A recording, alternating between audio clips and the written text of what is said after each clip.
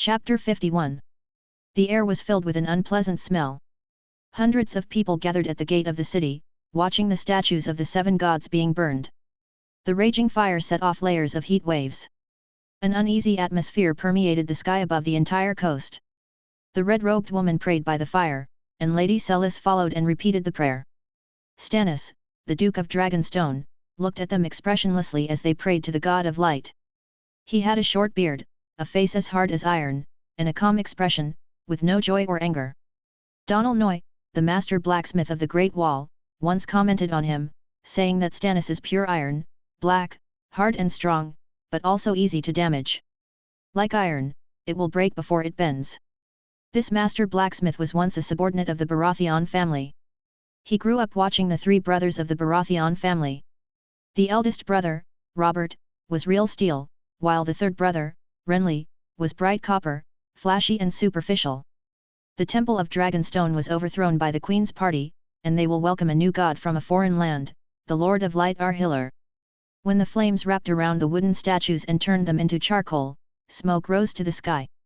The red-robed woman Melisandre said loudly, Azor Ahai, favored by Arhillar. Warrior of light. Son of the holy flame. Come. Your sword is waiting for you. Pull out your sword. Stannis rolled up his leather cloak and rushed into the flames, pulled out the flaming sword, and then rushed out quickly. The servants slapped the sparks on his body, and the flames burned on his gloves. He cursed and inserted the sword into the muddy ground. The red-robed woman and Lady Celis were still cheering for the son of flame. Stannis took off his gloves and threw them on the ground. Obviously, his patience had been exhausted. He pulled his wife Celis back to the Dragonstone castle. After the flames burned all the wooden sculptures of the father, the virgin, the warrior, and the girl, only a trace of fireworks was still rising from the embers. Some people in the crowd looked depressed, while others were moved. Some cried, while others laughed. Several merchants in Essos were whispering, and some said, that is not the holy flame sword at all. Some people wondered why he dared to say that.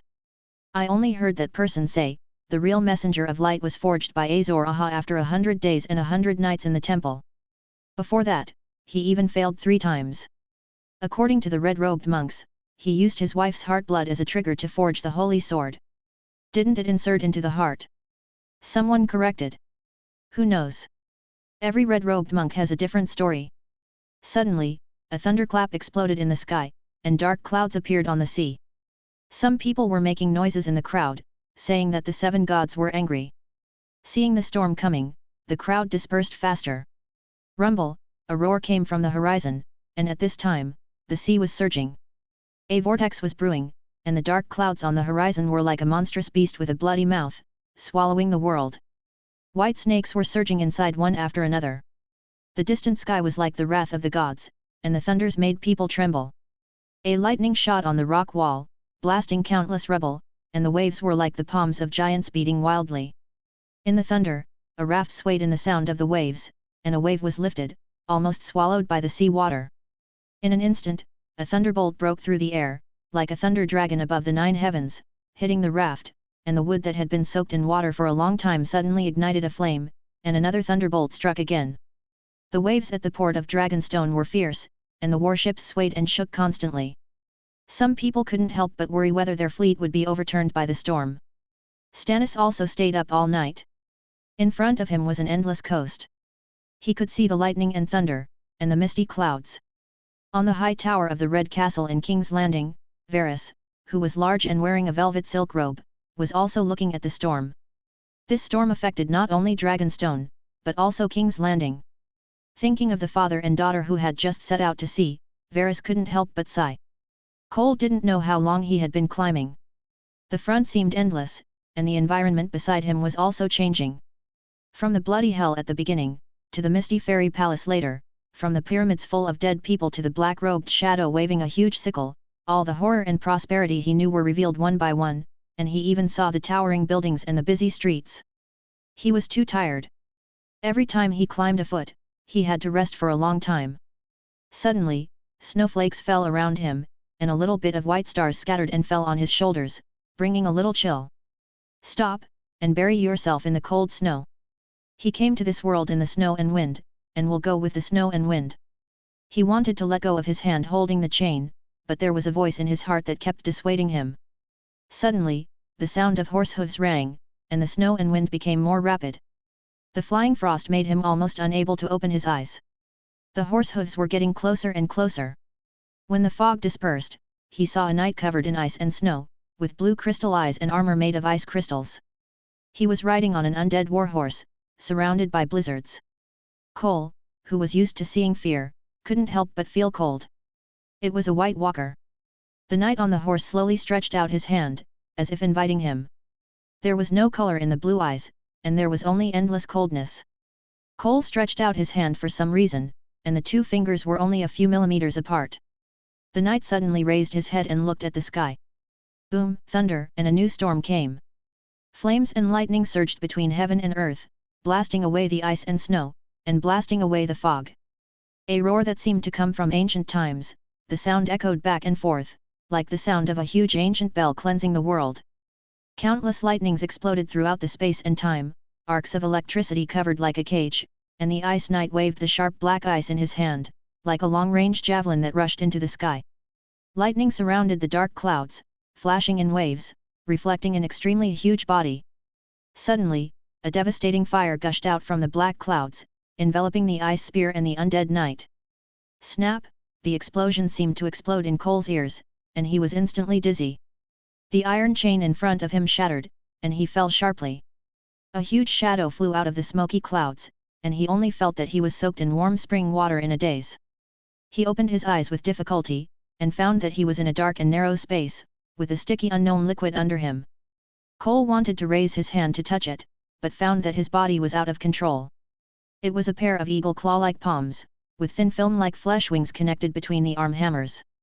Cole saw himself using his head to hit the wall. Bang, bang, bang, the eggshell-like thing did not seem to change at all.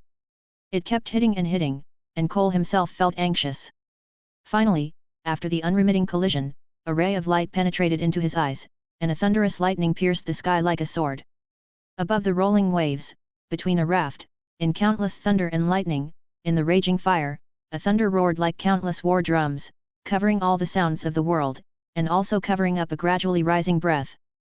After the lightning and thunder fell, the world seemed to stop its anger, and a trace of moonlight appeared in the foggy sky. The vast stars sparkled in the night sky. In the legend of Dothraki, they were one after another galloping fierce horses. And among the stars, a red meteor was like a blood mark engraved on the curtain of the sky. Chapter 52. The sea brings fire, brings winged monsters, I know, oh oh oh. Patchface sang loudly in the castle early in the morning, and everyone knew he was a fool. Patchface was a jester brought back from Volantis in Essos by Stannis's father, Stannis Baratheon. At that time, Duke Stannis went to Essos with the purpose of selecting a queen, that is, to find a wife with a suitable bloodline for Crown Prince Rhaegar. In order to maintain the purity of Valyrian bloodline in the Targaryen family, intermarriage is often practiced among relatives. The queens married by the conqueror Aegon Targaryen I were his sisters, Saenia Targaryen and Rhaenys I Targaryen. At that time, Rhaegar was of marriageable age but had no relatives or sisters, so the Mad King Aerys II sent Duke Stannis of Storm's End across the narrow sea to the next continent to find the silver-haired and purple-eyed Valyrian bloodline. After all, everyone knows that the Targaryen family flew over from across the narrow sea on a dragon. The history of the Valyrians riding dragons to conquer the continent of Essos is long gone. The island of Valyria has now become a cursed land, but many Valyrian bloodlines are still scattered throughout the continent of Essos, spreading their silver-haired and purple-eyed genes. Patchface and Duke Stephen encountered a storm while crossing the narrow sea. The Duke's proud wind ran aground and sank, right in front of Stannis and Robert within the sight of Storm's End. The Duke and his wife, as well as more than 100 soldiers and sailors on the ship, were all dead. Only 3 days later, Patchface was washed ashore by the waves. Some people said that he was saved by a mermaid. There are often legends and sightings about mermaids on the coast, but many scholars in the citadel do not agree. After being rescued, Patchface became mentally retarded and lost his memory. He was happy all day long, singing strange songs that people could not understand. He jumped up and down, and the bells of the tin bucket antler helmet jingled, making a joyful sound. The little Princess Shireen followed behind him. In the eyes of others, this princess was also a monster. Half of her face was covered with grey-black dead skin, which came from a disease called grayscale, which is a deadly virus and is also contagious. So the people in the castle were afraid to avoid this little princess. Patchface ran out of the castle. In the gap when the guard opened the door, he got out of the castle gate and went somewhere unknown. Princess Shireen, who was chasing him, couldn't catch up with him and could only worry on the spot. The little princess didn't know how long she thought in her mind, and she finally found her mother, Lady Celis Florent, who believed in the Lord of Light Arhiller. When the guards of Dragonstone Island found Patchface, he was standing by a rocky shore, with red and green tattoos on his face. He was singing and dancing there, and then someone found a person lying on the shore. The monster in the stone came out, I know, oh oh oh. The guards heard Patchface singing his strange ballad again. In the table hall, Stannis was looking at the map in a trance. At this time, someone pushed the door open. It was his wife, Celis. She had protruding ears, a thin body, a pointed face, light eyes and a stern mouth. Her appearance was far from that of a beauty. "My Majesty, the great Lord of Light." Celis greeted her husband softly. Their relationship was no different from that of ice. They rarely communicated in daily life. Stannis preferred to stay with his knights all day. "What's the matter?" His voice was as light as water, and even a little distant. Facing his calm eyes, Celis didn't know how to start for a while. "My patience is limited. If it's about the Lord of Light, go and talk to Melisandre." "No, it's our daughter, your Majesty." Celis smiled, hoping to ease the cold atmosphere. Her fool Patch picked up another person from the sea. These words reminded Stannis of some not-so-good memories. One fool in the castle is enough.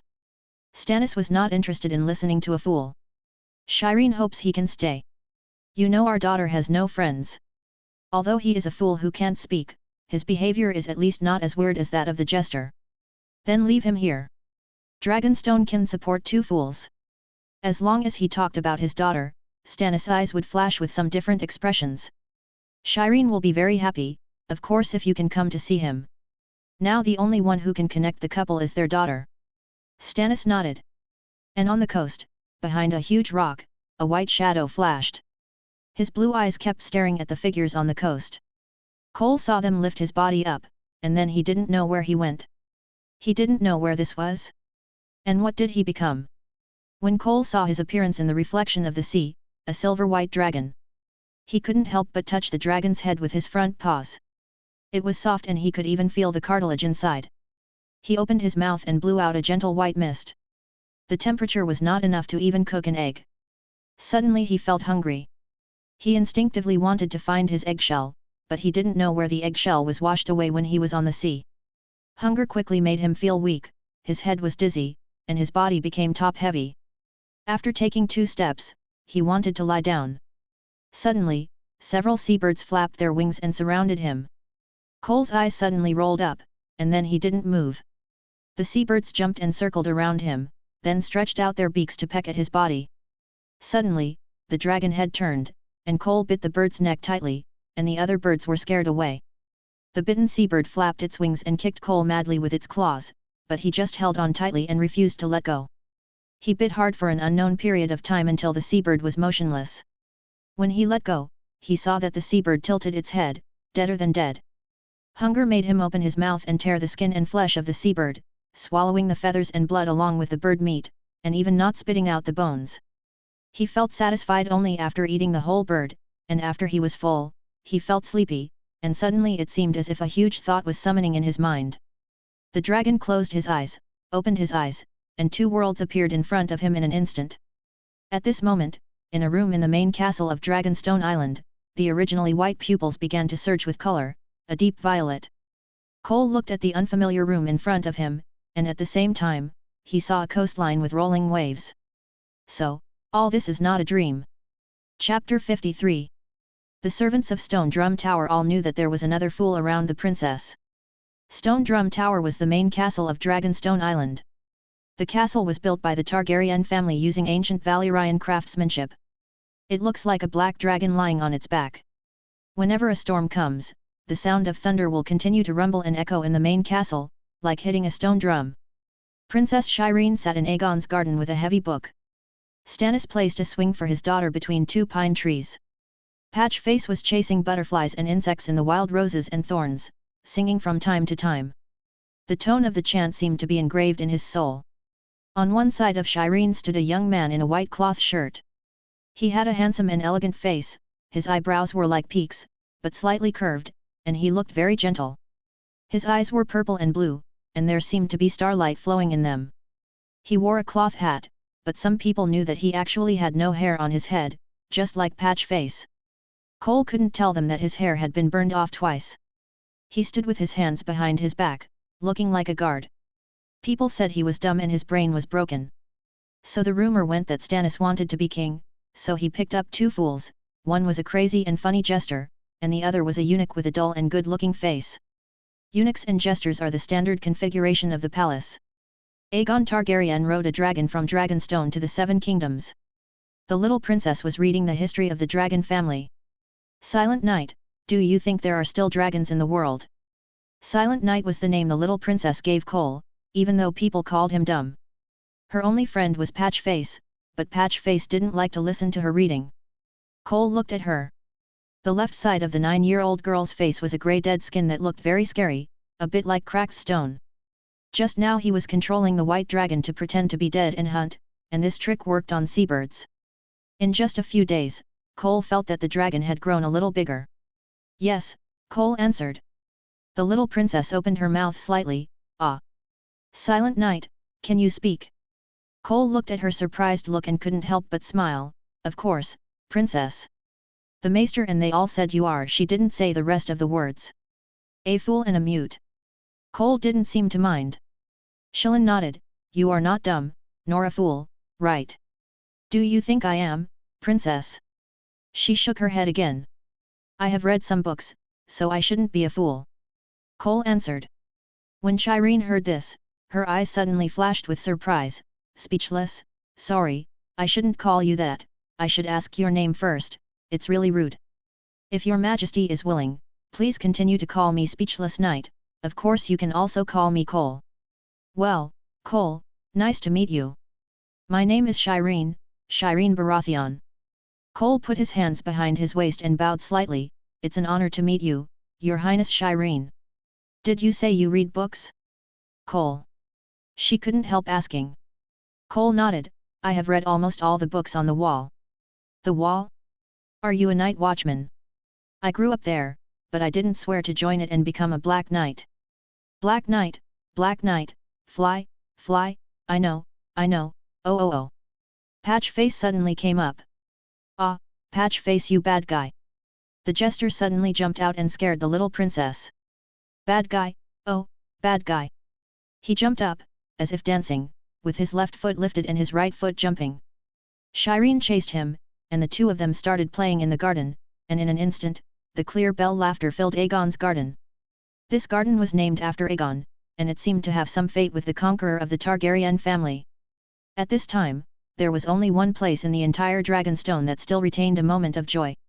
It seemed that a storm was about to come. There was a depressing atmosphere on Dragonstone. From the servants in the castle to the knights who came and went in a hurry, their faces had different expressions, but there was no joy at all. Yes, the war is coming. After King Robert's death, wars broke out everywhere in Westeros, and the Lannisters and Starks in the Riverlands fought each other. Many nobles in the Reach have declared that Renly Baratheon is king, and they are gathering their troops and marching towards King's Landing. Lord Stannis, the Duke of Dragonstone, followed his brother Renly and claimed to be the Orthodox of the Seven Kingdoms. When Cole controlled the White Dragon to adventure on the coast, he often saw ships and warships coming and going. It was obvious that Dragonstone was in a state of preparation for war.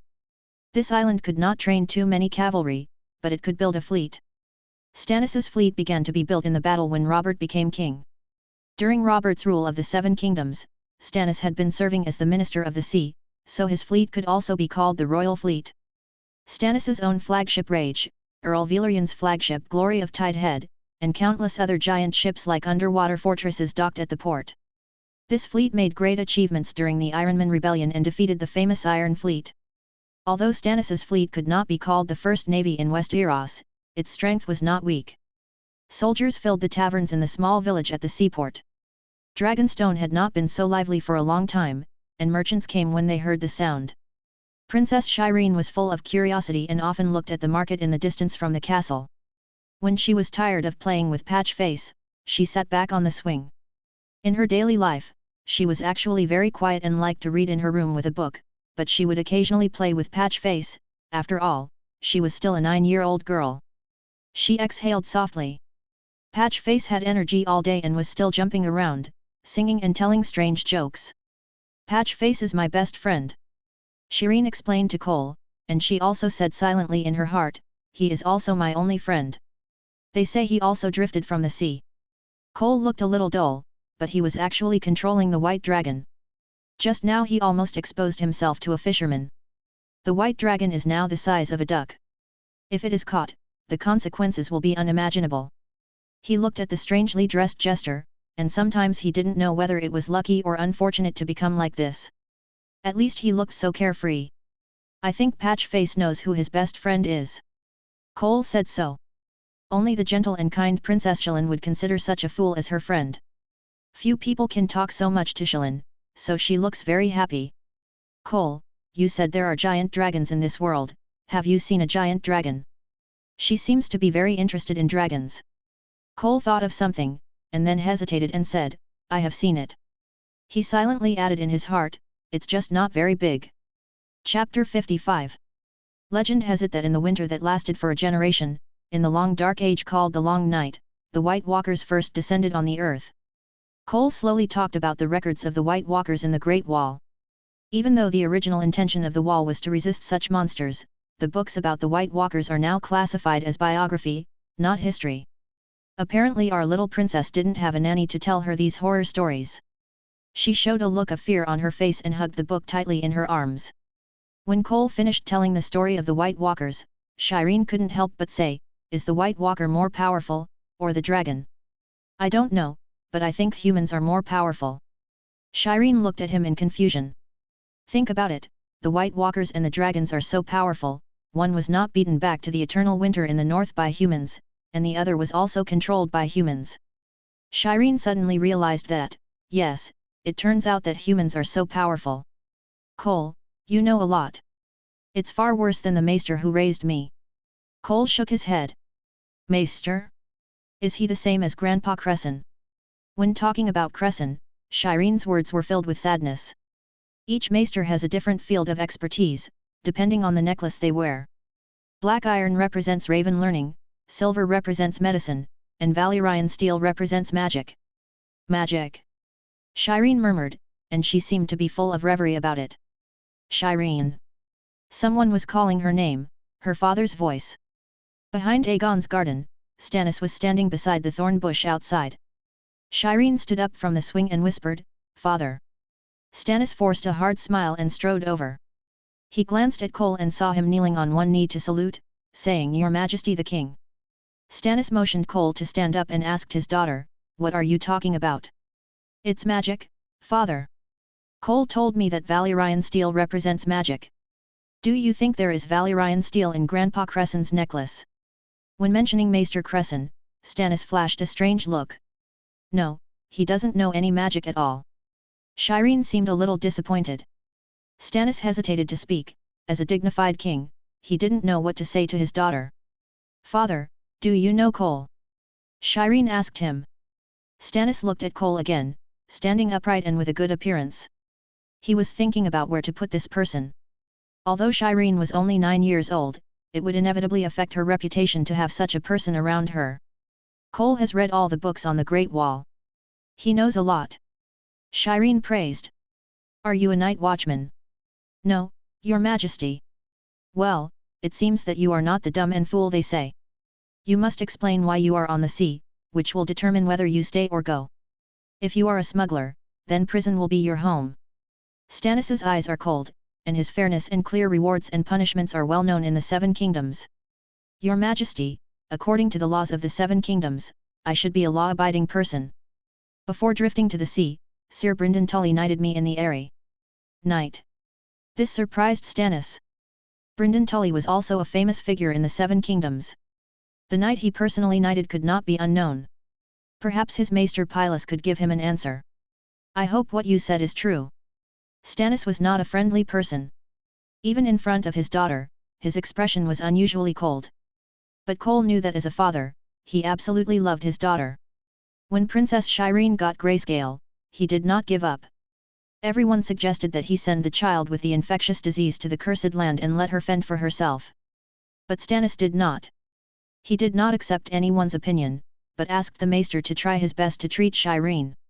Of course, it can also be explained that the law he believed in did not allow him to exile a child who had no sins, regardless of whether it was his daughter or not. Thinking of Shireen being sacrificed to the Lord of Light by him in the flames, Cole was filled with confusion. Stannis is definitely not a fool, or a loyal believer of Arhillar, the Lord of Light.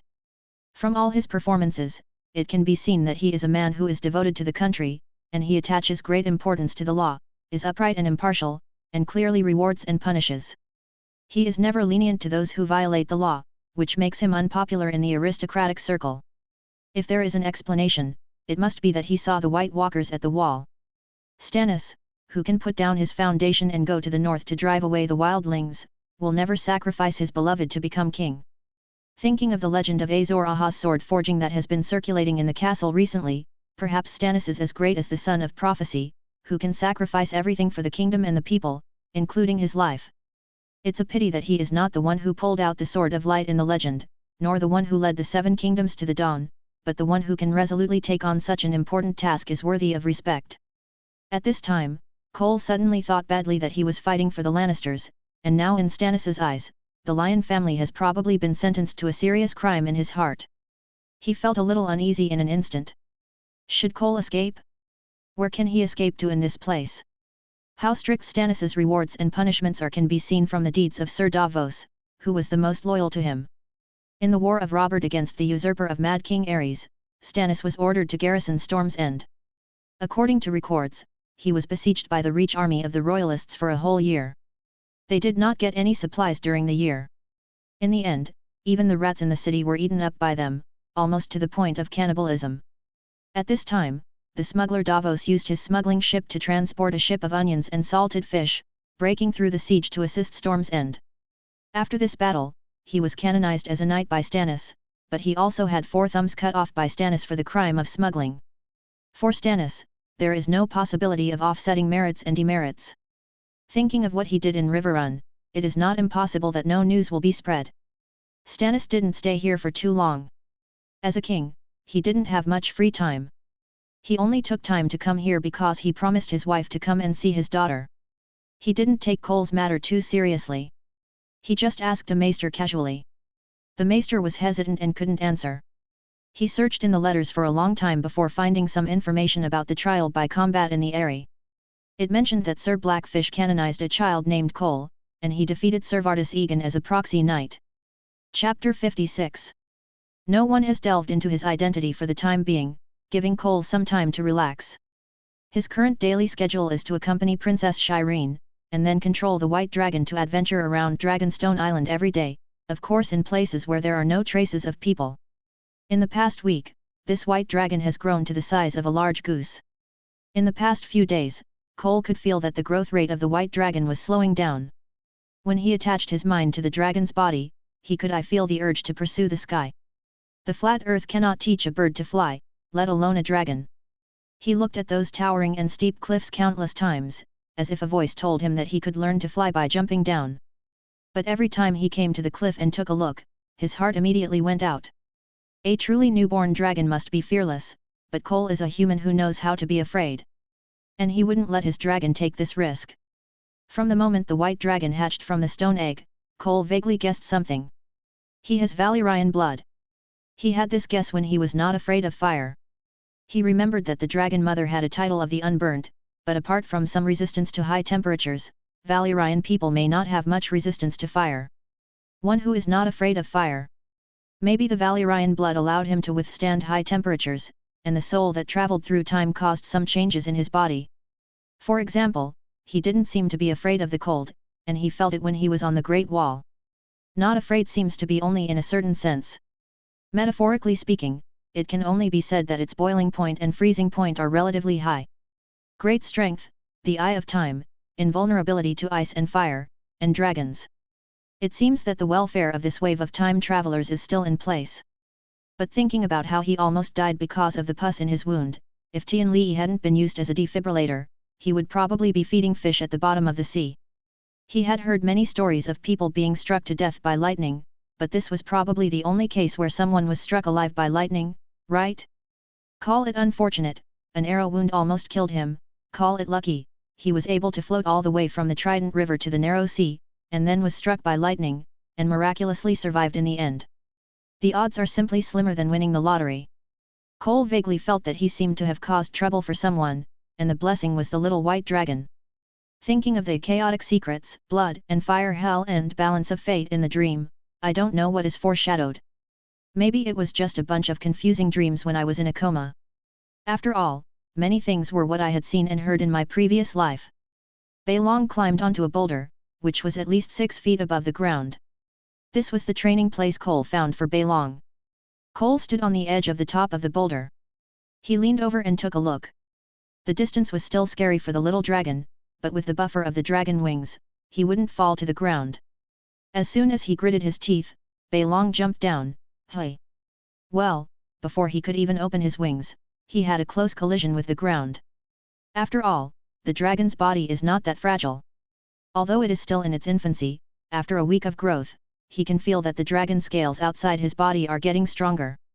According to records, when the dragon reaches adulthood, its scales will be as hard as steel, and will become harder as it gets older.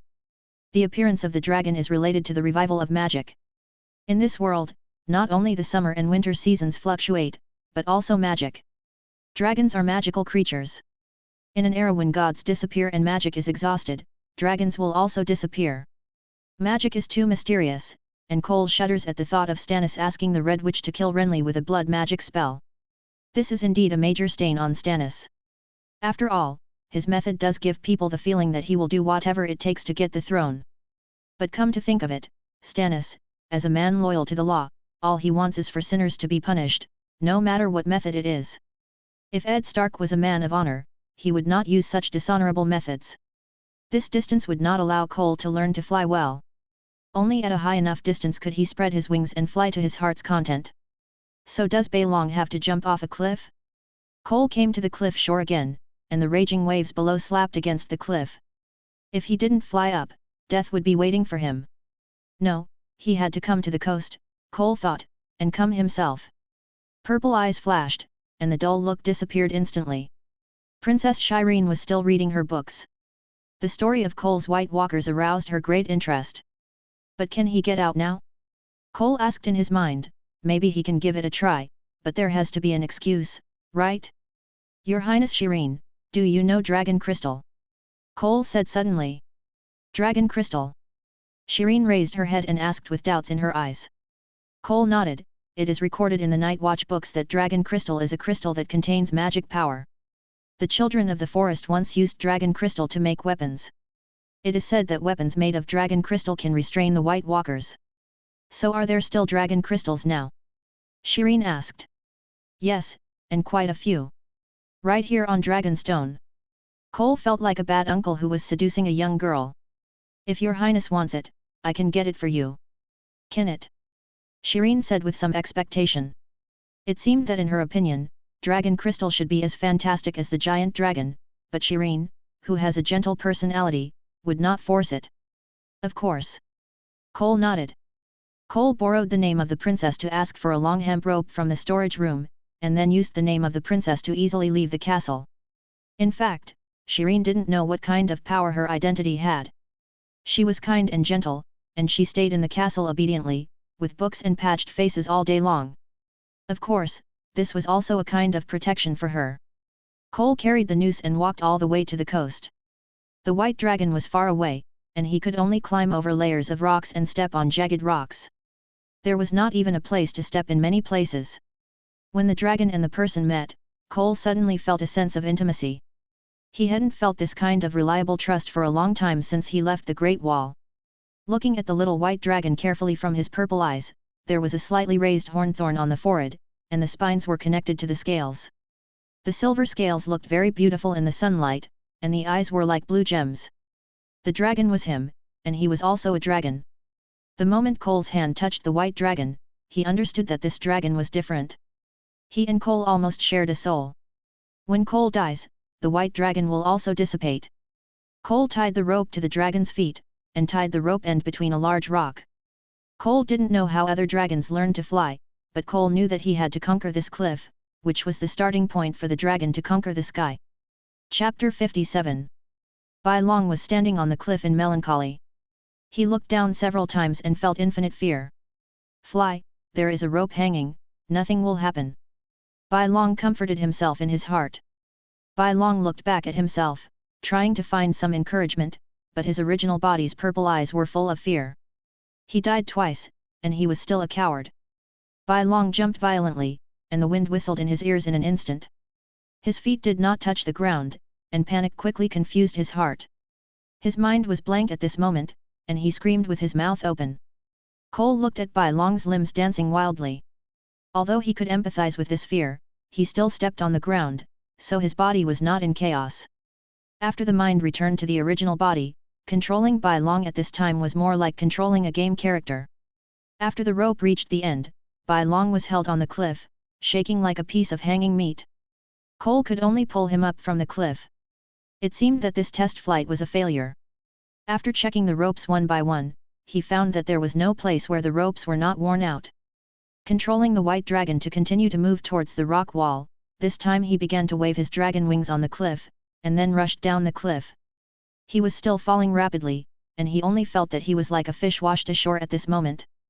The sky was like the land to fish for humans.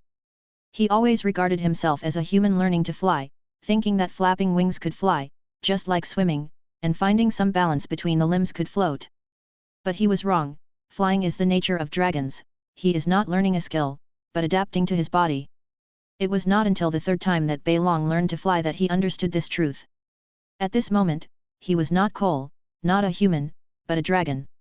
When the waves in front of him flew straight at him like a roaring tiger, he jumped down from the high hill, like a sharp arrow shuttle, and with a swish, the dragon wings shook out and fluttered in the air. The sky instantly became friendly, just like learning to walk for the first time. The white dragon soared up into the sky, but it seemed that he had forgotten that the rope was tied to his feet. His feet were pulled hard, and he instantly lost his balance and fell down. However, he was no longer panicked this time. He folded his dragon wings and fluttered slightly. He slowly landed and stood on Cole's shoulder. With his mind back, Cole looked at the sky. From now on, the sky will be his home court. Cole took back the rope and controlled the white dragon to fly into the sky.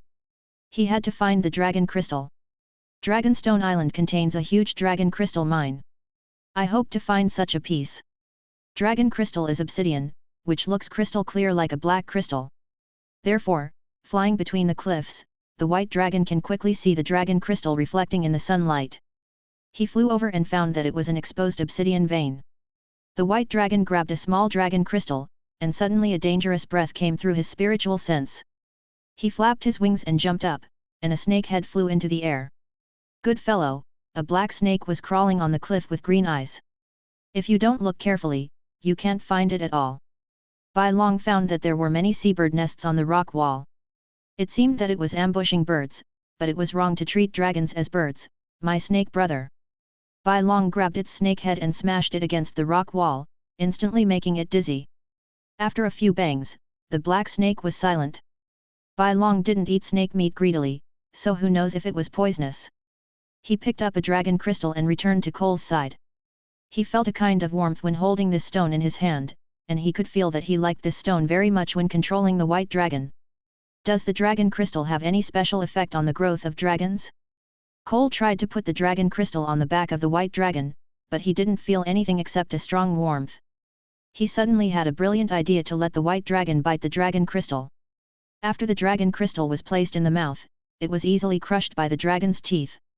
In an instant, a stream of heat flowed into the body, and the food accumulated in the body was instantly digested. So that's how it is. Dragon crystal can promote the dragon's absorption of energy. At this time, Cole instantly felt his advantage. Since he was a dragon, he could constantly explore what was beneficial to his growth, and he could also formulate various training plans to enable him to strengthen his various abilities. When a dragon begins to be self-disciplined, it's amazing to think about it. However, in the early stage, growth is still the main thing. The discovery of dragon crystal will greatly help his growth. Even the dragon family in the heyday of the dragon group may not know this secret. After all, how can those dragon-riding rulers have the energy to observe the growth and cultivation of a dragon? It's not like raising Pokémon. Even if the scholars of the Academy City are interested in research, the dragons may not pay attention to them. It would be merciful if they don't kill them with a mouthful of dragon flame. After being able to fly, he no longer has to worry about the source of food, with so many seabirds and sea fish. Cole controlled Xiaobai to fly to the surface of the sea. After opening the eye of time and space, he could clearly see every move on the sea. At this time, a sea fish popped up. Xiaobai stabbed it fiercely and caught a sea fish in his mouth. Cole carried a few sea fish and walked back to the place where the crowd gathered. He was wondering whether he should take this opportunity to leave this place. But where else could he go back to? He could go back to the Trident River Basin and continue to fight in the north with Duke Tywin. Now that he had a dragon in his hand, did he still need to seek fame and fortune? I have a dragon, so who would play this boring game of power with you? What he needs to do now is to raise the dragon. When the dragon is formed, where can he not go in the Seven Kingdoms? Cole had thought about using his own force to seek fame on the battlefield, but this idea was gone after the dragon was hatched. He could even put his consciousness into the dragon's body. If he got another dragon, he could control two dragons at the same time to cooperate with each other. At this moment, Kerr cast his eyes across the narrow sea. He didn't know whether the dragon mother's dragon had hatched and whether he could go to grab it. After thinking about it, he was alone now and the dragon was small, so he couldn't do anything if he went there. The Moon Mountains was a good place to go. At least there he was the prophesied king of the Flame People. If he put the dragon out, his positioning would only be more stable. When the dragon was formed, he would take down the Aran Valley and put the dragon in the Eyrie. No one could help. Or he could put the dragon in the wild and go to King's Landing to find Tyrion and continue to hang out with him. Anyway, the dragon could be controlled remotely. The white dragon was still small now and might not consume much food, but when his physique became bigger, it would not be satisfied by these small birds and fish. Going to King's Landing meant that it would be difficult for him to meet the dragon, and he would not be able to find food to feed him. After all, there were many people and eyes there, and as long as the dragon appeared, it would definitely attract attention. Are you Cole? A voice suddenly sounded in his ears, and he was held down from front to back as soon as he turned around. A team of guards surrounded him, and the leading knight said, "Take him to the castle to see His Majesty the King." Chapter 58. Sir Cole Stannis sat at his desk and waved the guards back. Two swordsmen, dwarf redeemer, barbarian king. It seems those stupid singers really like to sing your stories. Tywin Lannister set aside a fief for you in Riverrun to allow you to build a castle. Stannis continued, so now there are no less than 100 Coles in the Seven Kingdoms, but as my maester said, Sir Cole should be dead. His tone was judgmental. Cole faced a big question mark and felt confused by his words. You have committed the crime of fraud, and you also deceived the king. Stannis directly pronounced the sentence. Your Majesty is doubting my identity? Cole asked. It was obvious from the look in Stannis's eyes. When his men brought the announcement of the Lannister family, he was angry about it. He didn't expect that those group of troublemakers dared to seal the land of the Riverlands to others. You want to tell me, did the mermaid save you? Or did the gods bring you back to life? Stannis tapped his finger on the table. I can give you the opportunity to choose to join the Night Watch. Of course, you can also choose to keep your tongue. Anyone who has seen me can prove my identity for me. I know that everyone in the world thinks I am dead, and even I think so myself. Maybe floating all the way from the Trident to Dragonstone is really absurd. But I did not lie, Your Majesty. I can let you delay, and then you have to spend time in jail until I find witnesses. No, Your Majesty. I can prove myself. You mentioned that the troubadours call me the double swordsman. There should not be many people in the Seven Kingdoms who use two swords. Please allow me to testify for myself. Stannis nodded, I will send my knights as your opponents, I will not let him hold back, and as a matter of fairness, I allow you to use the equipment in the Dragonstone arsenal. Thank you, Your Majesty the King. Cole suddenly stepped forward and handed out a stone. This is the dragon crystal I am looking for Your Highness the Princess. Please wait for me to hand it over to her. Stannis was stunned for a moment, then took it, and then asked the soldiers to take him down. At this time, a red-robed figure slowly walked out from behind the study. Without turning his head, Stannis asked behind him, "Is he the person you saw in the flames?" Melisandre replied in a slow tone, "Yes, great king, this person was guided by Arhillar to the true son of the prophecy. He must be your greatest help." Not only did she see the prophecy in the flames, but she also felt the aura of blood magic that had not dissipated from Cole's body. Stannis stared at the dragon glass in his hand in trance. He no longer believed in the gods after his parents died in a shipwreck. If the gods exist to destroy good people, then why believe in them? Stannis summons a guard and tells him to take the dragon glass to Shireen. He stood up and said, "Tomorrow I will personally test him. I want to see if this two-sword knight who is said to have amazing skills is really worthy of his name. He once fought for the rebels, which I don't know.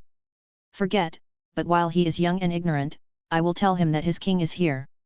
Cole thought he would be taken to a cell, but was only sent back to his room, but the door was guarded by soldiers. The next day he was taken to the weapons depot to choose equipment. Cole saw that Dragonstone was fully prepared for war, with spears, guns, swords and clubs all available. It seemed that Stannis was fully prepared for war, at least with all his own equipment. It is not a problem to lead soldiers with armor and equipment. Cole chose 2 knights' swords, a set of chain mail, a chain helmet, knee pads, and gauntlets. A sheepskin glove with a leather cover on the outside. This is the equipment he is most familiar with. The place of duel was in Aegon's garden, but when Cole was brought there, no one was seen. He was led through the thorn bushes, and then came to a clearing. A figure turned around, without a helmet. Nor Stannis in armor. He held a long sword in his hand. When he saw Cole, he nodded politely and asked, "Are you satisfied with the opponent I chose for you?" Cole was stunned and didn't know what to say. He had thought that Stannis would send a powerful man to kill him, but he never thought that he would do it himself. Is our King of Dragonstone so confident in his own force? Or maybe he himself was described by the troubadour as a person who only knows how to play tricks. "Your Majesty, swords have no eyes. You can send knights to fight for you. I think with your status, there are a lot of people willing to fight for you. Take your sword, sire." Cole drew his swords. Stannis also came up with his sword and swung it fiercely. "Do you know who is the true master of the kingdom?" Cole swung his sword to block Stannis's sword. "I have heard some rumors. If the rumors are true, then you are the legitimate heir to the Iron Throne, your Majesty." "Really?" Stannis's sword became softer. "Then why is it that everyone knows this truth but is unwilling to admit it? Even my brother Renly dares to call himself king." Cole continued to block, but he could feel that Stannis was not using any force. "Just ask the beggars on the roads of the 7 kingdoms and you will know the answer, your Majesty. Few people in the world will refuse to be king, but not everyone can. Be a good king." Stannis suddenly laughed. "Who do you think is the good king among the 7 kingdoms? The one who takes the throne as his own responsibility, takes the people's livelihood as his important responsibility, and strictly enforces the law is the king," Cole said. Stannis was quite pleased with the flattery and slowly put away his sword. "Remember what you said, Sir Cole. You must understand where your king is and who you should serve." Cole knelt down on one knee. "Yes, your Majesty, I will remember it." "Okay, you can keep the sword and armor, go change your clothes, and then come to me in the study." Cole knocked on the door of the study. Stannis was reading a letter with a letter in his hand. He said, "Sit down at the table." "Yes, your Majesty." In the minstrel's story, Sir Cole has the same wisdom as the clever Lanny, and he took Riverrun without a single blow. Stannis handed him the letter. Cole looked at it and saw that it was a letter written with poetry. "My maester can only help me gather this information. I don't even know where the Lannister army has gone." As a man with extremely strong military capabilities, Stannis naturally knows who he needs to face if he wants to take the Iron Throne. If he wants to lead an army to attack King's Landing, then Tywin Lannister will definitely lead an army to help. "Your Majesty, if you want to prevent the Lannister army, why don't you send some people to support the Starks and let them help you contain the Lannister?" He said nothing about the Lannister military defense and scale. "Just a suggestion." Stannis stared at him firmly, and then said, "From now on, you will be responsible for protecting Shireen." "As you command, your Majesty." Chapter 59. The wood chips were slashed off, and 2 figures, one big and one small, were squatting in the corridor of the castle. A rough wooden knight in Cole's hand was slowly taking shape. When the dagger sharpened the sword raised by the wooden knight, it was finally done. "Okay, my knight is done," Cole said to Shireen. There was also a paper map in front of them. This was Cole's drawing of West Eros according to his memory. Some simple castles were drawn on the map, and all the castles were connected into a line, and the starting point was King's Landing. Cole had already told Shireen how to play this alien version of Monopoly called Adventures in West Eros. The daily life of this child was too boring. Even Cole, who thought he could bear the loneliness, felt bored following her every day. Anyway, he was idle now, so Cole thought about doing something to pass the time and completing the order given to him by the King of Dragonstone. Cole had been prepared for not being accepted. He was not killed and was allowed to be a guard for Shireen. This was considered righteous enough. You know, Stannis's stubbornness was well known in the Seven Kingdoms. However, after Robb became king, he was directly regarded as an enemy by Stannis. Of course, Cole had not received the news that Robb Stark became king in the Trident Basin at this time. It is not known whether it was because of the lack of information on Dragonstone or the failure of the Northern Border's surprise attack that changed the trajectory of fate. Cole felt a chill on his back when he thought of fate. For the stubborn Stannis, he would not hold back even if it was his own brother. Cole felt sad when he thought that Renly would be killed by a spell. In fact, Renly was like a proper heir to the throne. He did not have too many character flaws and was kind to others. If someone like Stannis could take the throne, the Seven Kingdoms would inevitably usher in a bloody storm, and he would bring all the new and old accounts to the table. Of course, only the nobles will suffer, and the common people involved are a minority. But this world is ruled by the nobles after all, and it has remained unchanged for thousands of years. The Iron Throne changes with the flow of water, and the noble family remains unchanged. I'm going to start. Seeing that Cole was obsessed with what he was thinking about, Princess Shilin shook the little dragon in her hand, which was also carved by Cole. He originally wanted to carve a little lady for her, but she said she wanted a giant dragon, so Cole carved a dragon for her, which actually looked more like a bird. It's not Cole's fault, after all, he hasn't learned woodworking, but Shilin seemed very satisfied. She threw the wooden dice and got 3 points, then she looked at Cole, as if asking her what to do, although Cole had already told her the rules. Cole moved her little dragon to 3 points, from King's Landing to Duskendale, and then from Blackwater Bay to Dragonstone. He placed 3 small paper balls beside Dragonstone. Cole picked up one and opened it, slowly reading, Shireen, riding a dragon, encountered a storm on Dragonstone. She must stay for 2 rounds. After playing a game, Shireen completely understood the rules. The Wooden Knight and the Dragon Princess chased each other in West Eros, neither of them giving in. Cole's life is now quite self-disciplined. In the early morning, from the time when Princess Shireen got up to the time when she had breakfast, he trained in the martial arts field. While training swordsmanship and bows, he also became familiar with many kinds of weapons, such as iron axes, maces, etc. After morning exercises, he went to the beach to take a bath. Because his hair was only a short tuft, it was particularly easy for him to take a bath.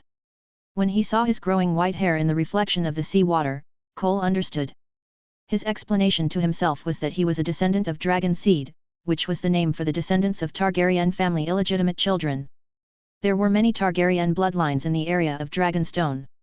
Even during the dragon family's internal struggle during the Dance of the Dragons, the Black Party even promised titles and lands, and rewarded dragon seed to control the dragon. As for whether he was the illegitimate son of Maester Aemon, or even the illegitimate son of a illegitimate son, he had never thought about it. Even if he was the illegitimate son of Mad King Aerys, it was more likely than this. Of course, this was unlikely, after all, he was picked up by Maester Aemon around the wall, and Aerys probably never went to the wall in his life. Maybe the Maester took him in because he saw his silver hair color. After all, they were of the same blood. Even if the blood was put aside, the Maester was a kind and gentle person, and he would not see a baby thrown away and frozen to death on the road of the kingdom. Thinking of how Maester Aemon often washed his hair with hot water when he was a child, he thought he was born with black hair. It seems that Maester Aemon used potions to dye his hair. He did have a carefree life in the Night's Watch. If he had not been weak and sick since childhood, he would have joined the Night's Watch and might have become a ranger now. Cole clenched his arms, and his veins rioted instantly. In just over a year, his physique has changed. There is no need to speculate too much about the maester's intentions. The old man is really good to him. Anyway, Robert is dead, and Stannis will not mind the silver hair. After all, Dragonstone still has the orthodox bloodline of Valyria, the Velaryon family of Tidehead. Silver hair is silver hair, it's pretty cool. After a period of running in, Cole and the White Dragon got along better and better, and he could switch his vision between dragons and people at will. Just like the left hand and the right hand, he gradually found a balance between dragons and people. At this moment, one soul seemed to be divided into two parts. The dragon and the human were moving independently, but were also connected to each other. The White Dragon occupied a seabird's nest and settled down between the cliffs. In the past few days, his size has not grown much, but the temperature of his breath has changed from white mist to flame. This growth rate should be about the same. It's pretty quick. When he thought that Long Ma's three-headed dragon had become a behemoth in just 3 or 4 years, Bai Long was a little dissatisfied with his own growth rate. I think about where the dragon mother must have learned the magic of raising dragons. After all, Essos was once ruled by Valyria for a long time. There should be a lot of magic about dragons left behind, and Essos it also borders Char, the land of shadows. Stannis's red-robed witch Melisandre is rumored to come from Char, which is a place where magic is prevalent and where all kinds of people who control strange powers gather. Anyway, Char is full of endless mysteries and various legends. During the day, the White Dragon would fly into the sea of clouds and the sky, far away from the open sea where there are few ships, put some carrion and rotten fish in a basket to make a nest, wait for the fish to surface, and then quickly attack to catch the goods from Shanghai, eat and drink enough, and then bring some more. The reserve grains were put into the basket, and the dragon's front claws were connected to the dragon's wings. It was even a bit far-fetched to call them claws, so he usually held the basket with both feet. Cole bought this basket from a fisherman, and then used it for Bai Long. Every time Cole went out, he would bring back several big fish and give them to the kitchen of Dragonstone Island. This made him and the people of Dragonstone Island the cooks got to know each other first. After all, Cole has done a lot of work in the kitchen and is very familiar with the place of oil fumes. After becoming familiar with the cooks, you can get to know the butchers and butchers on Dragonstone Island from them. The Guardian Knight of Cordon Shireen also has a salary, although it is not much. Compared with others, it is used to repair armor, maintain horses, or it's to go to a brothel to have fun. Almost all his money was used to buy some chicken, duck, beef, and sheep meat. Cole found that beef and mutton meat seemed to be more nutritious for dragons. Although he knew that beef, mutton, and fish meat were all proteins, science obviously did not work on magical creatures. Through the help of dragon crystal to help digestion, Bai Long's daily food intake becomes larger. Moreover, Bai Long also exercises his feet and wings, and his physical energy consumption is also intensified. Although the dragon's combat power mainly comes from dragon flames, its huge body actually has considerable destructive power, especially when the dragon reaches a certain age. Its body is as invulnerable as armor. No one has ever built the dragon's armor, because no one dares to get close except Targaryen, who tames the dragon, but Cole's White Dragon can. When he has some savings, Cole must get a set of armor for the White Dragon. Of course, the dragon is growing up, and the armor will be eliminated all the time. This is the difficulty of armoring the giant dragon. Dragons are not without their weaknesses. Meraxes, who conquered the 3 dragons, was shot in the eye by an arrow from Dorne's ballista. Cole didn't panic about this weakness, because Bai Long had 2 pairs of eyes. Cole played chess with Princess Shireen until noon. She let out a sleepy sigh, and Cole reminded her, "You should take a nap, Your Highness Shireen." She was still a little reluctant to leave. After all, she had never played with such interesting things since she was a child. This was simply more interesting than the puppeteer's puppets. It is understandable that children are playful, but Chilin showed that she was far more sensible than her peers at this time. She hummed softly, then carefully put away her dragon, and then asked, "Can I with the dragon?" "Of course, you have to take care of it." Shireen smiled brightly, ignoring her grayscale skin.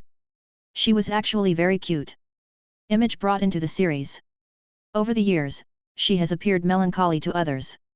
But a 9-year-old child is still innocent and will not be stingy with her smile. It's just that she is too lonely. Her life almost seems to be trapped in this castle, and a small wooden sculpture can make her happy for a long time. Whether it was her past life or this life, Cole actually sympathized with her very much. If it weren't for this damn grayscale, she should be living in the bright sunshine.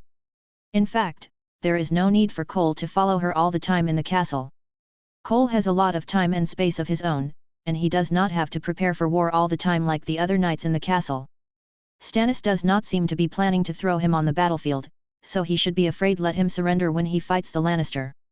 It is estimated that he will be left on Dragonstone when Stannis leads the attack, but that's fine, he has no desire to go to the battlefield and fight for his life now. He patted the two swords on his waist and treated them as decorations for the time being. It was a pity that his winter night was lost. Chapter 60. The map table in the map table hall is more than 50 feet long, with the widest part being about half the length and the narrowest part being less than 4 feet. The whole of Westeros can be seen at a glance on the map table. This was made by craftsmen after Aegon the Conqueror rode a dragon to travel around the Seven Kingdoms 300 years ago. The mountains, rivers, and valleys are vividly portrayed. The circular hall is full of knights and princes. Today, King Stannis summoned important officials to discuss the next strategic direction. The 3 earls with the highest status sat in the second place of the king.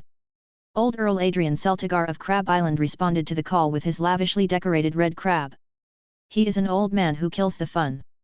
Whenever people reach a consensus, he always sings a different tune out of the blue. The one who advocated sending troops to King's Landing as soon as possible was Lord Montfort Velaryon. He was not the standard Valyrian, but had long golden hair and was extremely handsome. He said that now that King's Landing's defense was weak, it was a good opportunity to send troops to fight for it, and with the fleet of Dragonstone, it could sail to the Tower of King's Landing without any hindrance. The last earl was a fat 14-year-old boy, Sir Durin Bar-Eamon, Earl of Point.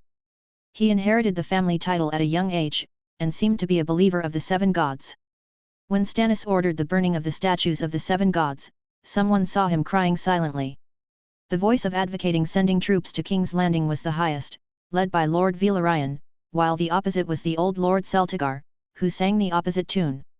The old earl advocated that the army be stationed on Dragonstone and waited for Renly's army to fight the defenders of King's Landing until both sides were defeated before taking action. Stannis watched the two parties arguing expressionlessly.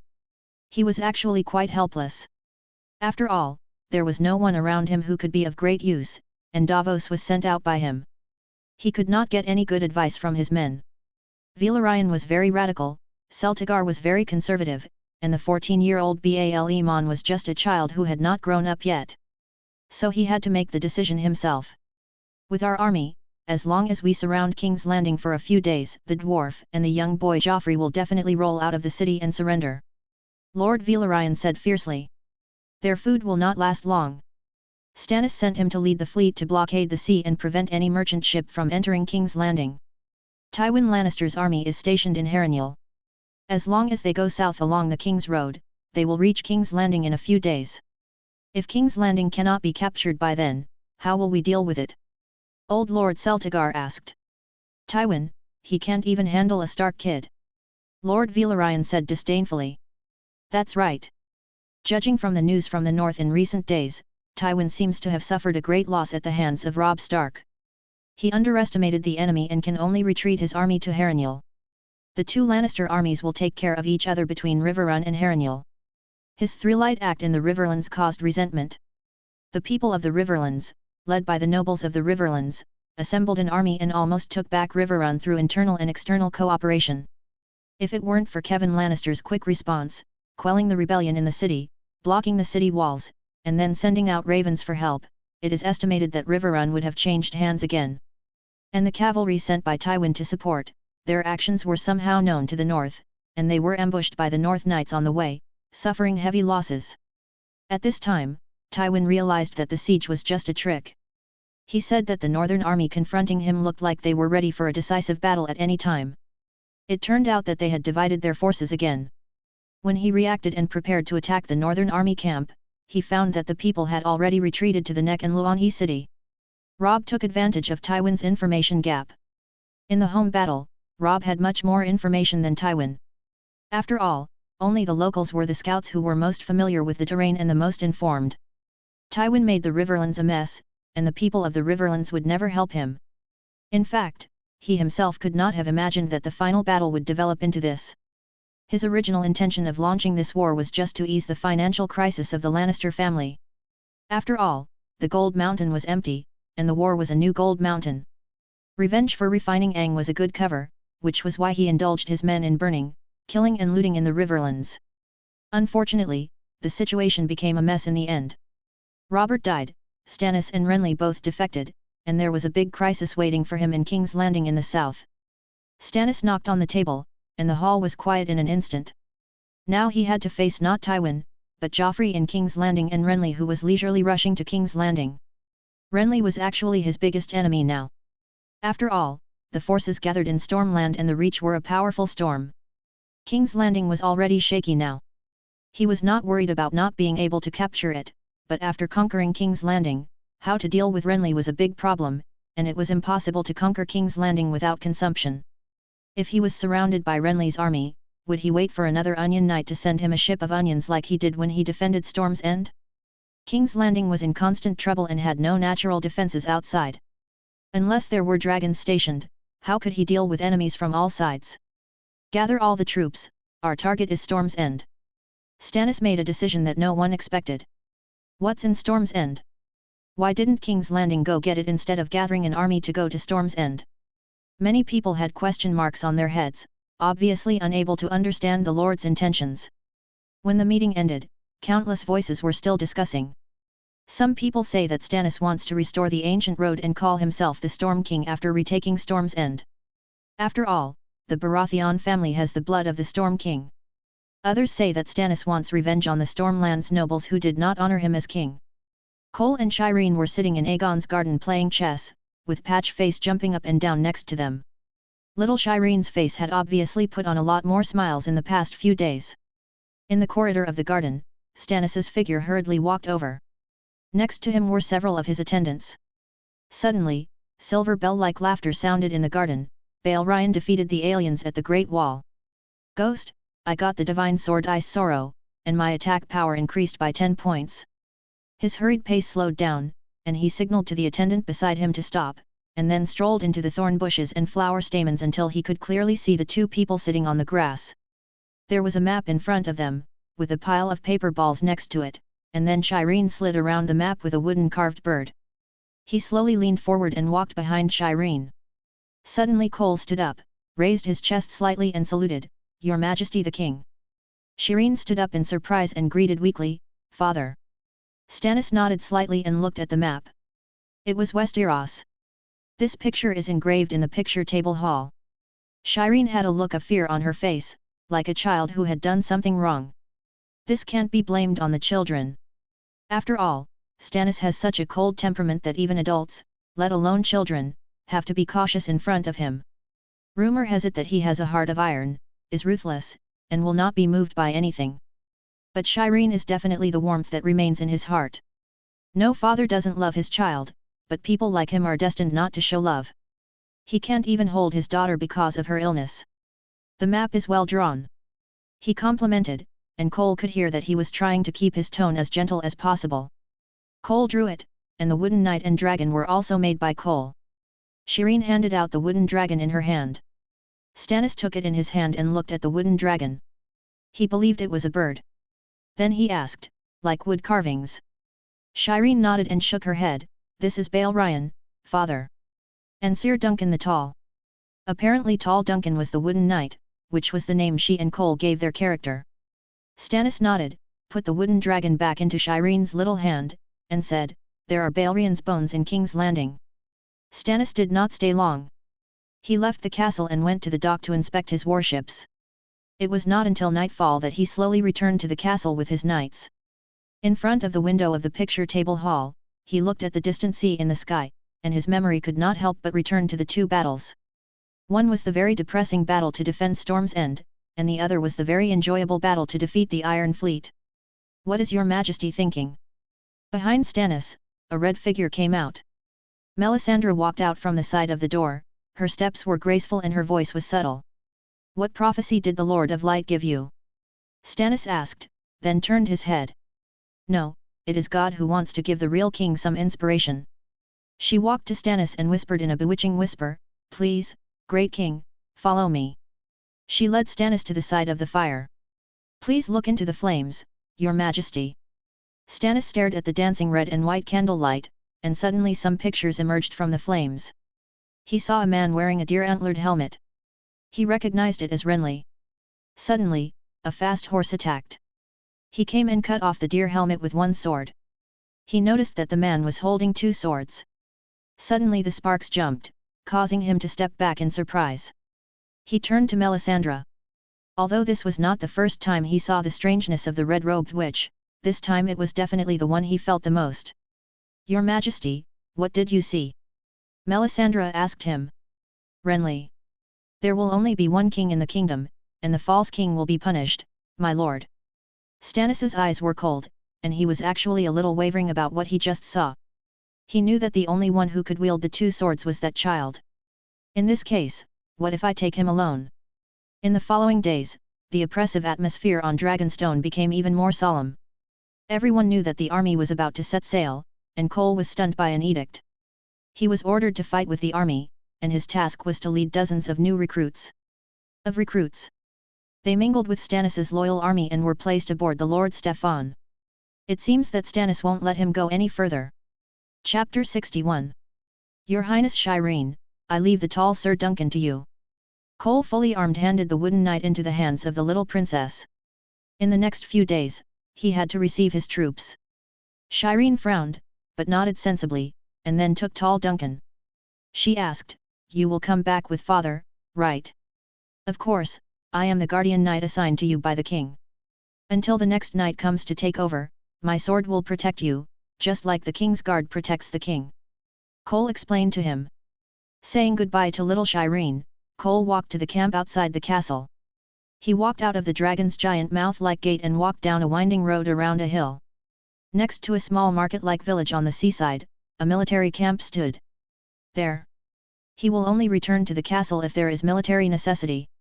After all, he is now under Stannis's loyal army, and Stannis is his direct commander. Noble flags can be seen everywhere in the military camp. At this time, Cole was also thinking about whether he should also get a family emblem, but what kind of family emblem should he make? "I don't dare to use the dragon, why not get a white bird?" Walking into the corridor of the military camp, he put aside the matter of his family crest for the time being. When a patrolling cavalry came up to question him, he made his identity clear. The sworn knight from Velaryon just looked at it with disdain. He glanced at him and pointed him in a direction. Cole couldn't help but be disappointed when he saw his so-called men. There were more people than the messenger told him, but they were all fishermen and farmers with yellow faces and thin clothes.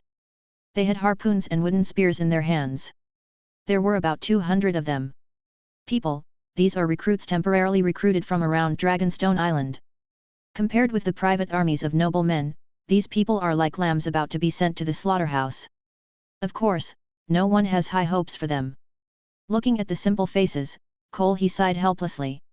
The soldiers he led were really getting worse every time. Although he was also a bad general, at least there were many people among the original Flame people who were good at recruiting and fighting. They could even form cavalry. And these people in front of them, except for besides using it to build momentum and serve as cannon fodder, I really don't know what else it can be used for. I am Cole. I was sent here to take over this team. Which of you is in charge? Cole shouted in the lax crowd. There was a dead silence. This group of people had been recruited by force. No one cared about them. No one even managed their meals these days. So someone caused trouble. As expected, that person's head was hanging on the outside the camp. Okay, I need 10 people now. He was going to repeat his old trick and divide the group of people into 10 groups to control. I don't know who is willing to work for me. His words fell to the ground, but there was no big effect, and there was still no response from the surrounding people. As expected, he was about to continue shouting, but then an unexpected voice came out. Lord Knight, I am willing to do something for you. Cole looked at him in surprise. He was a thin young man. He slowly squeezed out from the crowd with his thin hands. He was almost a head shorter than Cole. He was dressed in linen clothes full of dirt and his hair was messy. The eyes are not big, but they are very clear. Cole smiled broadly. What's your name? Camillo. He replied timidly, not daring to raise his voice. Very well, Camillo, now you are my deputy, and I will pay you a silver deer a day until the end of the war. Cole looked around and then said loudly. Sir, I am also willing to serve you. My Lord Knight, I am willing too. After hearing Cole's assurance to Camillo, the recruits instantly exploded. They are farmers on Dragonstone Island.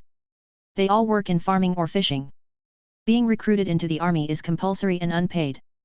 The Lord only cares about their food, and now they don't even have food to eat. When this group of people is handed over to Cole, it will no longer be anyone's business. It is Cole's obligation to eat, drink, etc. He has to pay for it himself, and the salary offered to him by Dragonstone is 3 silver deer a day. In fact, it is the price of 3 meals a day by aristocratic standards. Go to Stannis' treasurer every week to collect it. Thinking of leading more than 200 people, he estimated that he could get more money from the treasurer. It was not like he had done nothing during this period. At least he had become familiar with many people in Dragonstone Castle. The treasurer of the castle was a bald and thin man who was addicted to alcohol. He often gathered with the chefs in the castle to drink secretly. Later, Cole joined them. Although he was not good at talking, he could drink and the fish he cooked was delicious. I don't understand why Stannis would let an alcoholic manage his finances, but I guess he probably doesn't have many people who can read and do arithmetic. After Cole appointed Camillo as his adjutant, he asked him to select 10 people to compete for him. He stood aside and watched coldly. The look of his hands holding the sword and his cold eyes made the noisy recruits suddenly become distraught. Dare to make a sound. Camillo was still hesitant at first, but Cole gave him a confirming look. 10 people were quickly selected, presumably people who knew Camillo well, and Cole immediately announced that they would receive a daily salary of 1 bronze star. Cole had to spend 2 silver deer every day to pay their salaries, but paying this price could gain the temporary loyalty of these 11 people. Cole asked their names one by one. Jose, Hader. Very good, now I appoint you as acting officers, each of you will be responsible for commanding 20 people, now go and select your men, if no one is selected, I will replace them. Cole ordered them. The 10 people who were originally immersed in the joy of being selected, suddenly ran to select people in a panic. Soon the large number of recruits gathered together were divided into 10 groups, and there were still dozens of recruits who were not selected, standing together, and Cole came to lead these people personally. Camillo followed Cole as an adjutant. He took people to the castle to ask the treasurer for money. Anyway, now he was only responsible for working for Stannis, and His Majesty the King had to support this group of people himself. The treasurer allocated him 20 gold royals, which was all Cole's military expenses in the future. As for how to spend it, it was Cole's own business. Whether to distribute it to his men, sell it for food, or buy armor himself, it was all up to Cole. It was simply impossible to arm a 100-man team with these. His task was probably to maintain the number of people and prevent them from running away, of course, when there was no battle. The lords had many such peasant troops under their command. These people were never the main force of the war. Stannis's elite soldiers should be around 2,000, and the remaining thousands were almost all recruits and mercenaries, and even pirates and smugglers. According to the budget, the total should be around 6,000. Cole was not without tasks. He was responsible for patrolling an area of the military camp. He found a merchant in the military camp and bought a grain. It was estimated that the 247 people would eat for 10 days and a half months, which cost Cole 10 gold royals. They were all coarse grains. This kind of grain was also very cheap during wartime. In many taverns and inns, it was used to feed pigs. However, Cole could not care so much. After all, his budget was so limited. Could it be that he had to give his men a lot of fish and meat? After returning to his own territory, Cole did not distribute the food. He directly arranged the guy who summoned people the fastest to lead his troops to be responsible for logistics and cooking, which was also a kind of reward. When the smoke from cooking rose and the rice and porridge were distributed to everyone, their faces showed satisfaction. They were recruited to serve as soldiers just to have a full meal. No one knew whether they could survive the battlefield, and even if they survived, they would just be sent back to continue farming and fishing. Cole ate coarse grains with them, which was something all the recruits could not imagine. Even if the nobles went to war, they ate barbecue and drank fine wine, lived in a palace-like tent, and had beautiful official prostitutes as companions. They had never seen a knight eating such bad food. What? Are you surprised? He looked at the astonished faces of the people around him and couldn't help asking. Cole was surrounded by Camillo and 11 others. They gathered around the fire. Because Cole had no tent, he also slept in the wasteland. They were actually a little afraid of Cole. Camillo stammered, it's a bit surprising that the Lord is willing to eat these things. I also want to eat barbecue and wine, but compared to these, I hope you can survive on the battlefield." Cole looked at the fire and said so. This made everyone pause. Cole planned to use the remaining gold dragons to buy armaments, at least weapons had to be equipped for them. A qualified iron sword was about 30 silver deer, of course, it was just the appearance, not sharp and beautiful. 10 gold dragons could only buy more than 70 swords, not to mention armor. Didn't you see that even the knights were not fully armored? Of course, they were all hired knights. The mercenaries and hired knights were placed in another part of the camp.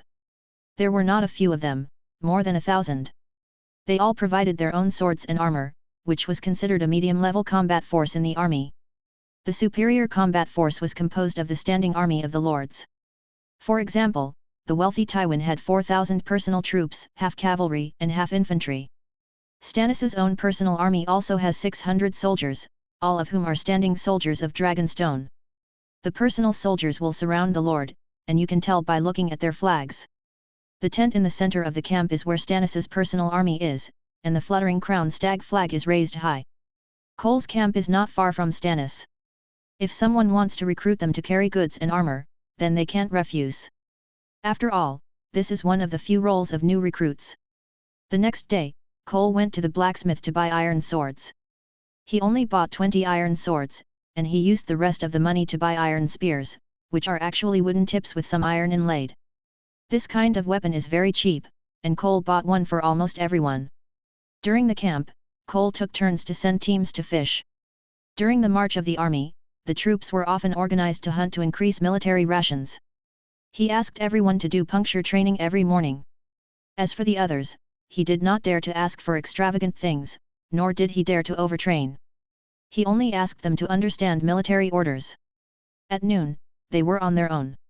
One group went fishing, one group cooked, and the rest helped carry the military equipment. Cole led the patrol himself, and he only kept 20 swordsmen with him. Cole would be stricter in training these people. They were all taller and stronger. Of course, they were just short-statured generals. Cole provided most of the fish every day to them, and the rest was distributed to others. It was useless to fight alone, so it was better to get a group of people to protect yourself. Cole thought so. Chapter 62. Renly's army will defeat me in King's Landing, so you asked me to go to Storm's End, and the boy with 2 swords will chop off his head. This is the first prophecy you mentioned, my lady. Stannis looked at Melisandre expressionlessly. My subjects and knights all advised me to attack King's Landing.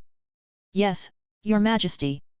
Light is more than one shadow, just as the holy fire showed me, but no matter what, your army's march to Storm's End is the guidance of God, and Renly will definitely lose.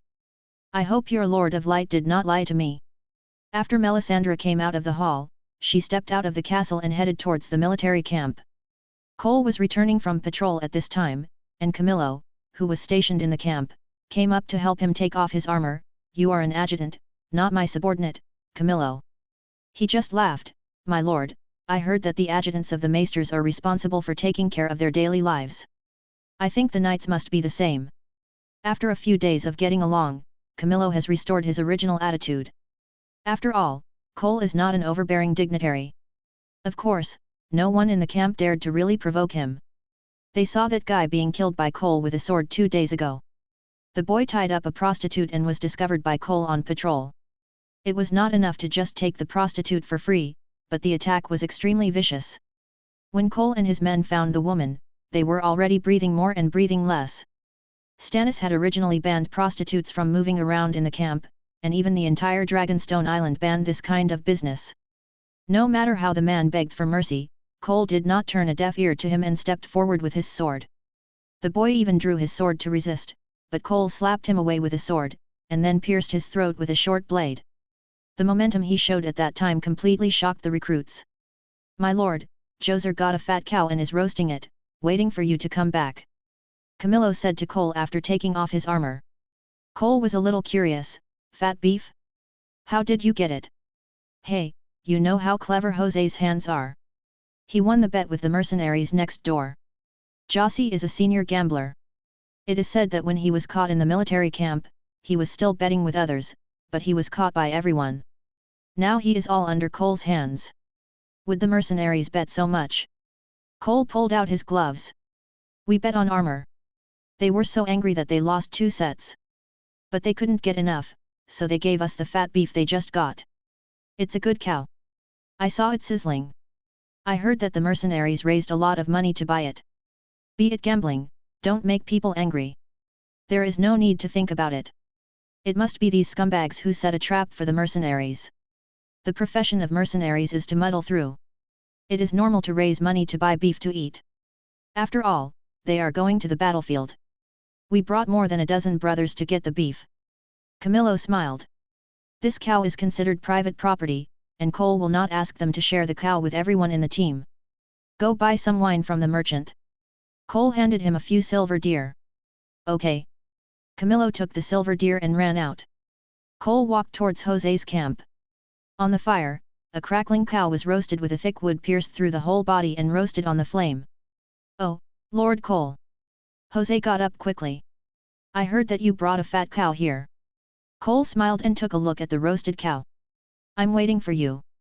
I've left a good place for you. He brought a roasted black sausage and presented it to Cole as if to ask for credit. My lord, I roasted it for you and sprinkled it with salt. Cole took it and took a look. Wow, it's really a good thing. The cow's stuff is really big, but he couldn't eat it. I can't use it. Leave it to Camillo. Jose was stunned. Isn't it said that noble lords like this stuff? Let me cook for you myself, and show you how to grill beef. Cole put the bullwhip back to the grill. Then we'll have a treat. Camillo came over with a glass of wine. Cole cut the beef with a knife, and then stuffed a bunch of strange grass into it. These things were impossible to swallow if they were chewed individually, but they were very good as seasonings, at least making the beef taste less monotonous. A cow was roasted from afternoon to night, and they ate the beef while roasting it, and it was a real treat with beer. Cole didn't feast with them for too long, and he left after he had enough.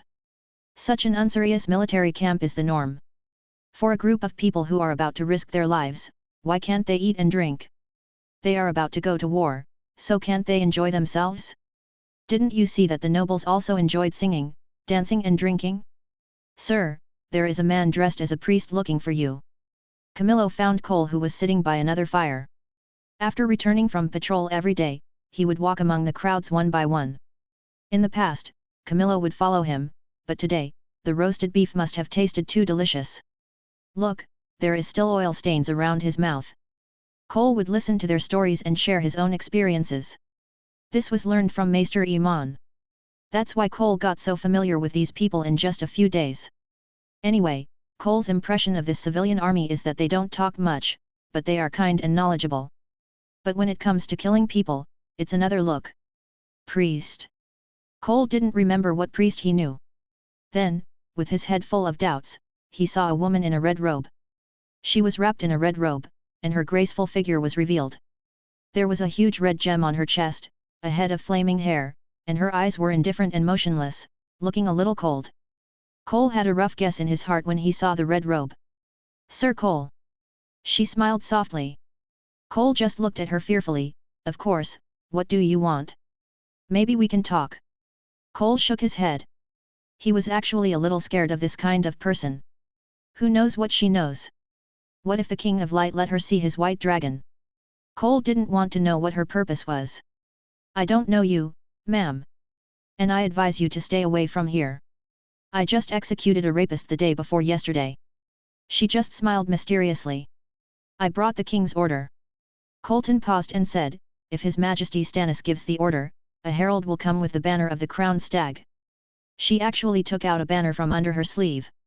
Cole was speechless for a moment, and cursed in his heart, TNND, how could Stannis hand the banner to a woman? It's not that Cole has any prejudice against women, but that this era is full of prejudice against women. I don't know if it's Cole who has such doubts. The princes and knights are also full of doubts and dissatisfaction. After all, letting a red-robed priestess be the flag officer is simply rubbing their faces on the ground. Then, my lord flag officer, what orders did His Majesty give me? She glanced at Camillo behind Cole. Waving Camillo away, Cole looked directly at Melisandre. Is it okay now? She rubbed her delicate hands and walked slowly. You are not loyal to the king, sir. Melisandre's tone was questioning. Of course, I have never sworn allegiance to anyone. Cole accepted it frankly. It seems that you are a person who values oaths, and our king also values oaths. You are the same kind of people. She suddenly reached out and stroked Cole's face.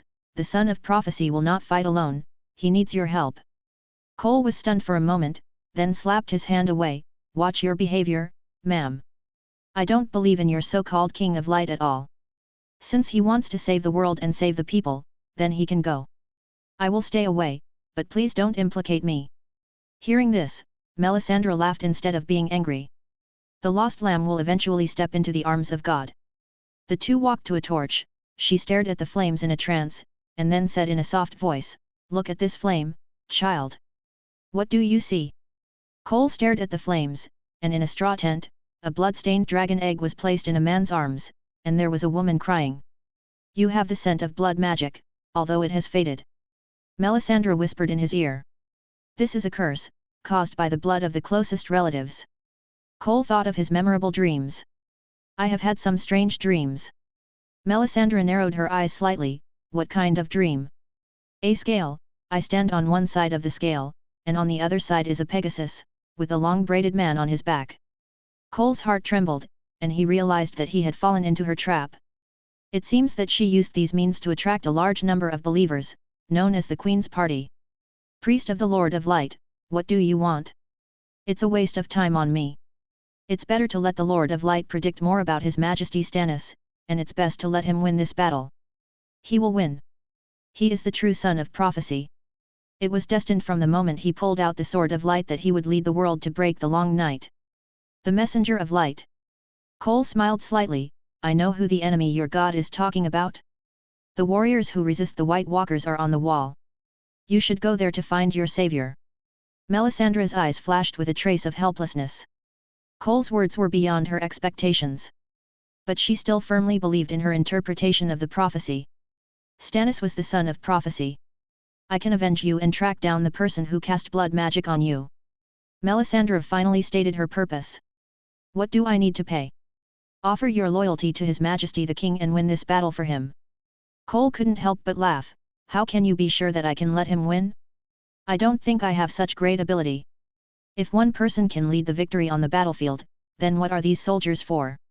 You might as well use your magic to help us win." While speaking, Cole carefully stared at the expression on her face. "You know, Renly was killed by her magic, and it is very likely that it was the blood magic she is talking about now, and it was with the help of Stannis's blood."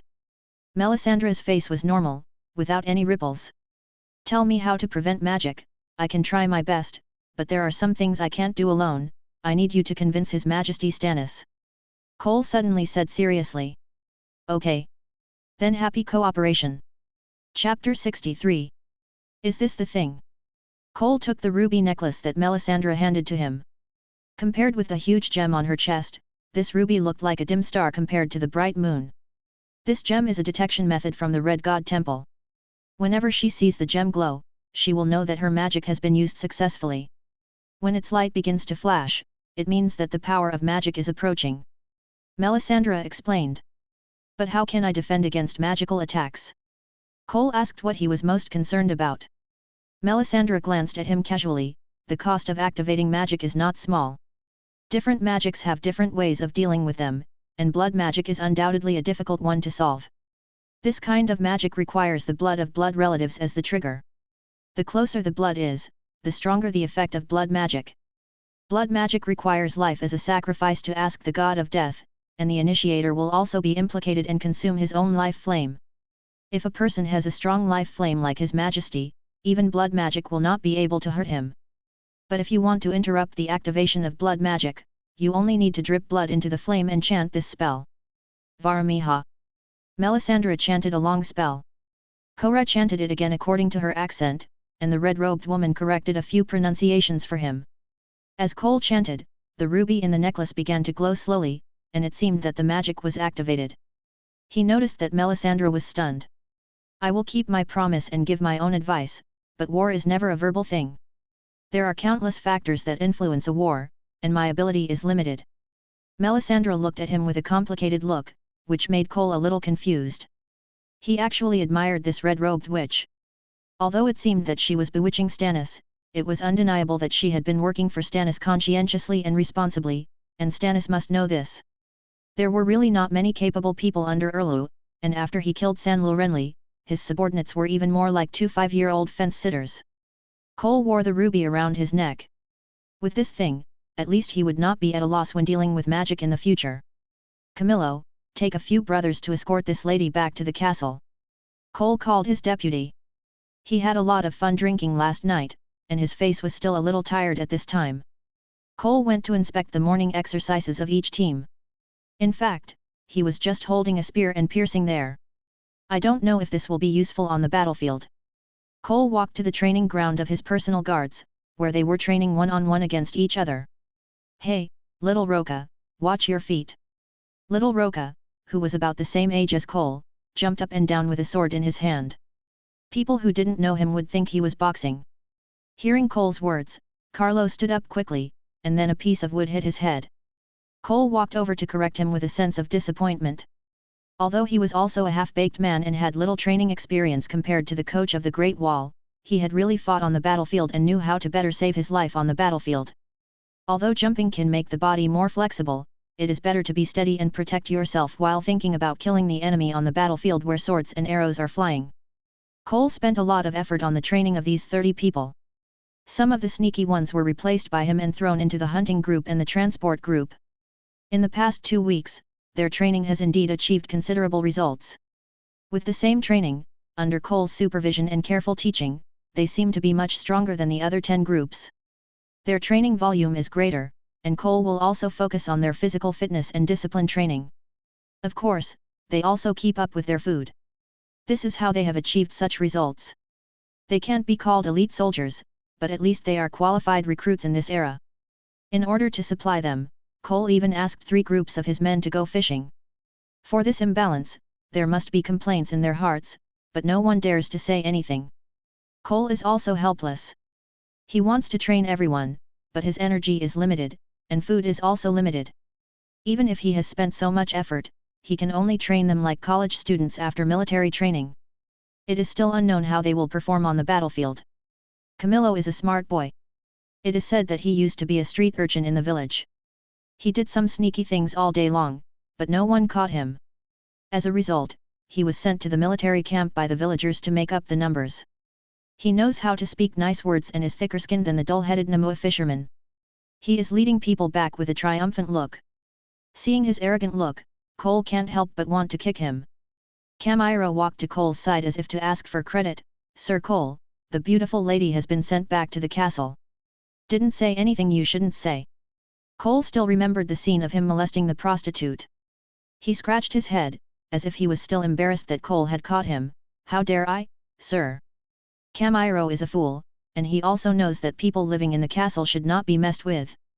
Maybe one word will make his tongue move. Not every noble lord is like Lord Cole. Okay, you will patrol in my place after lunch.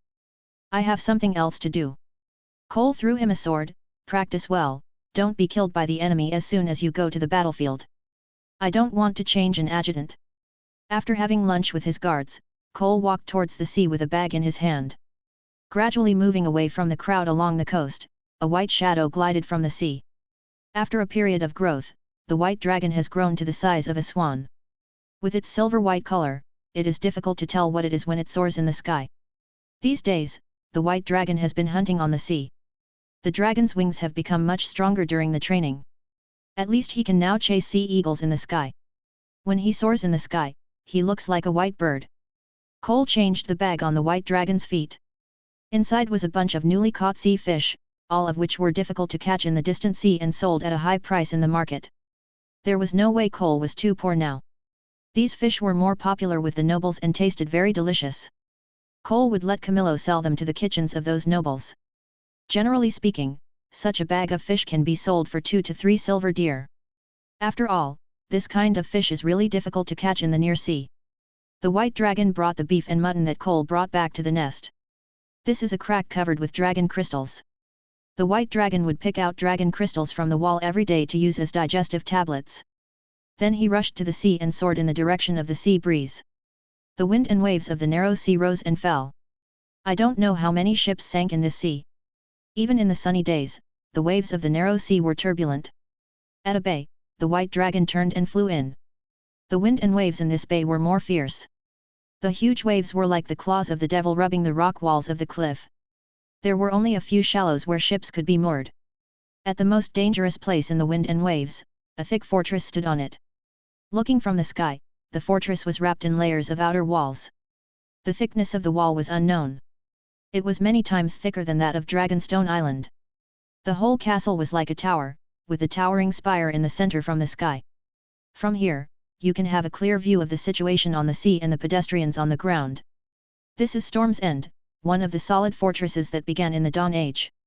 The white dragon looked up at the sky and knew how difficult it would be to capture the castle.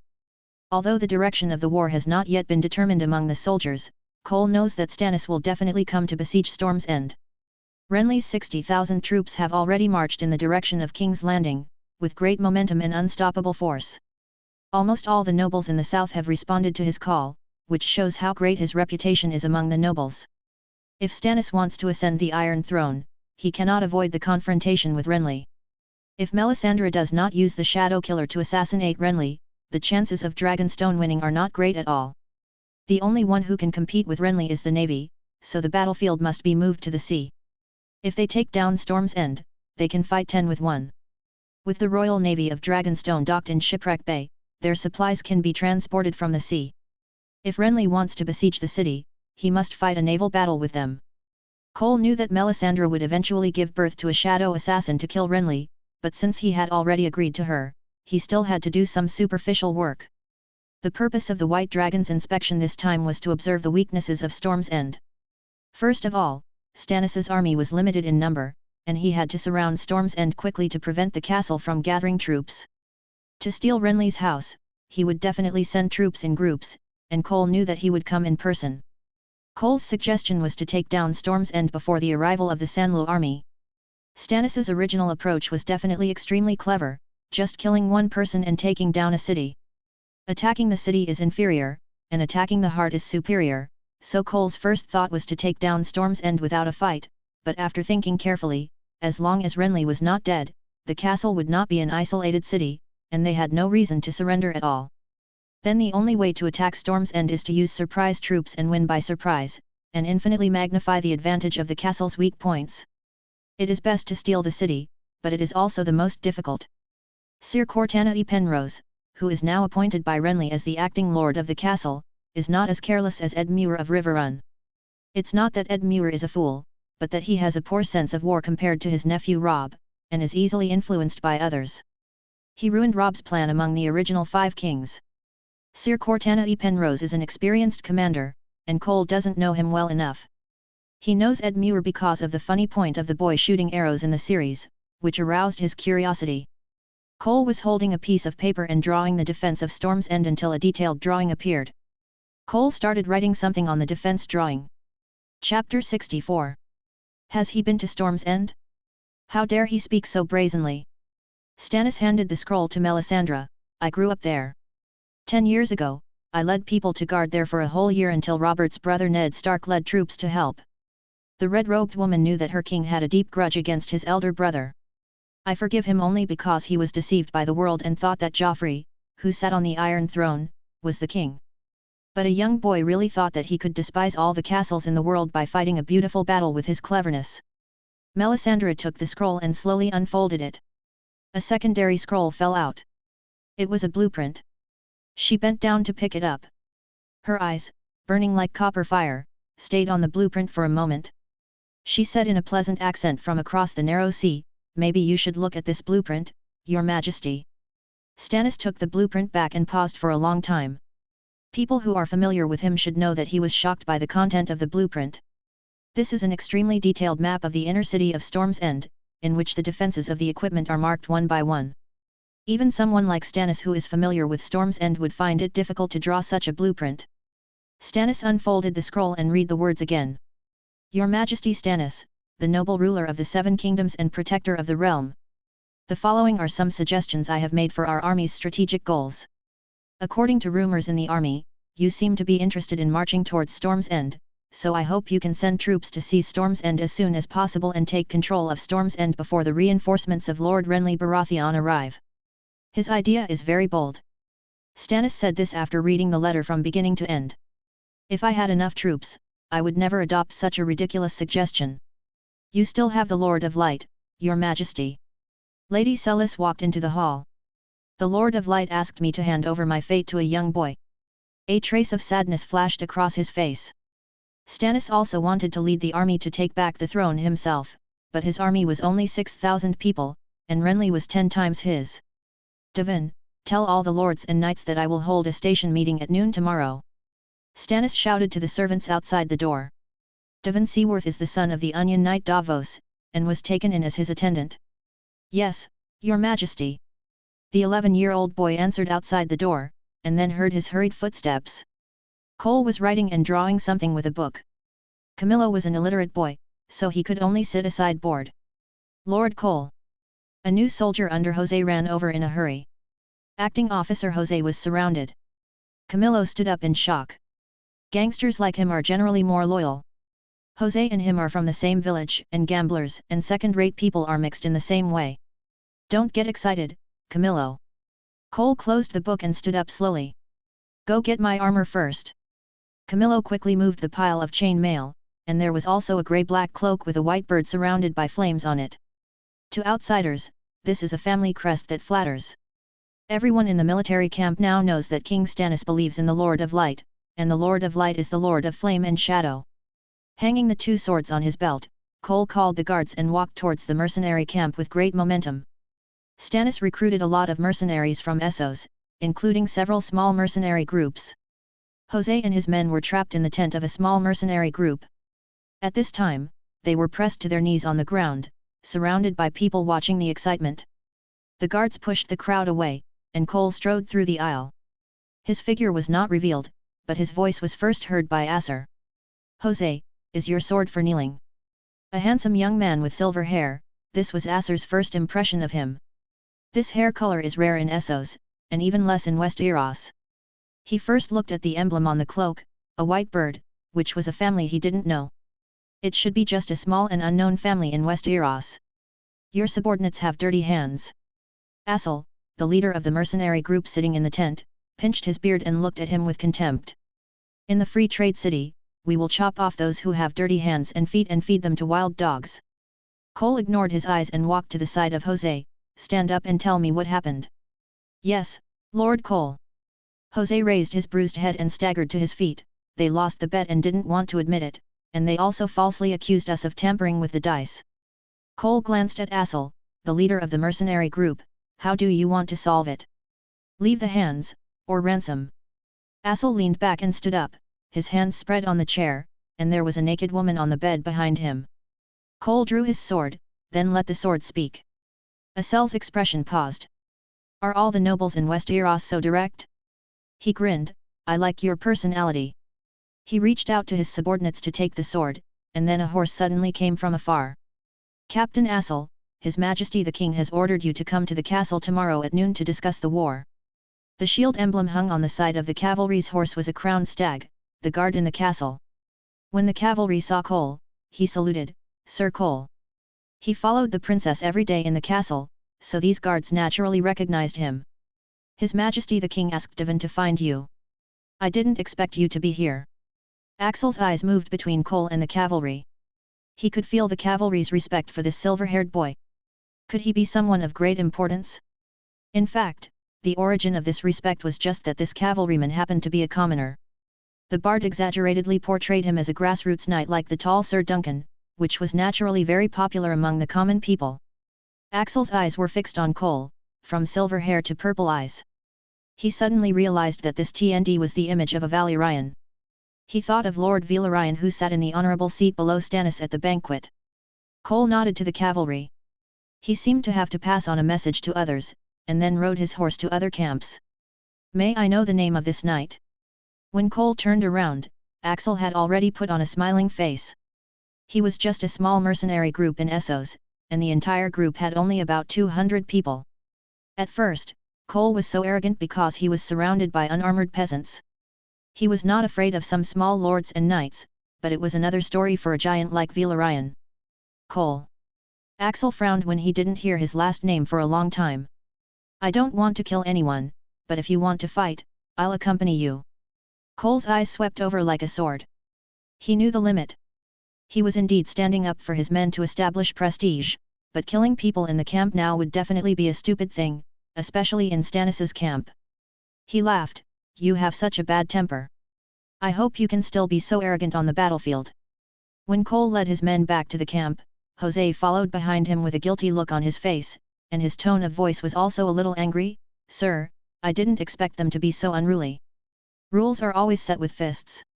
You don't even dare to take a sword, and you still want to reason with others. Sir, there are so many of them. I hoped you would stand with a sword, after all, gamblers are always brave, but you threw the sword aside. I will replace the acting officer, and you will transfer to my troops. This is a punishment for him. Cole had warned him in advance. Cole would not force a person to change anything.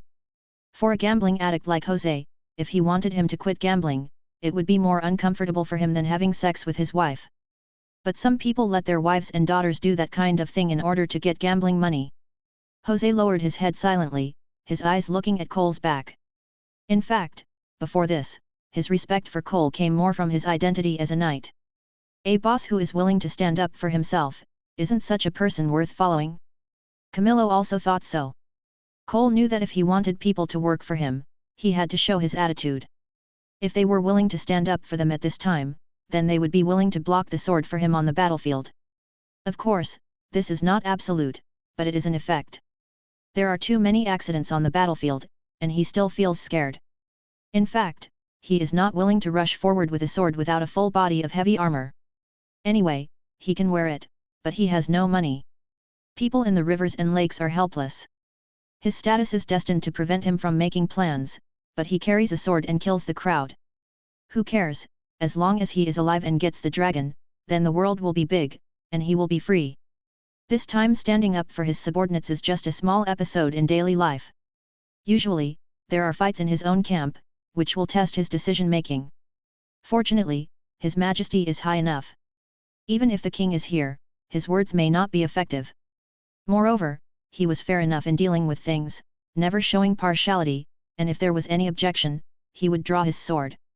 Cole found that using a sword to reason here was more useful than anything else.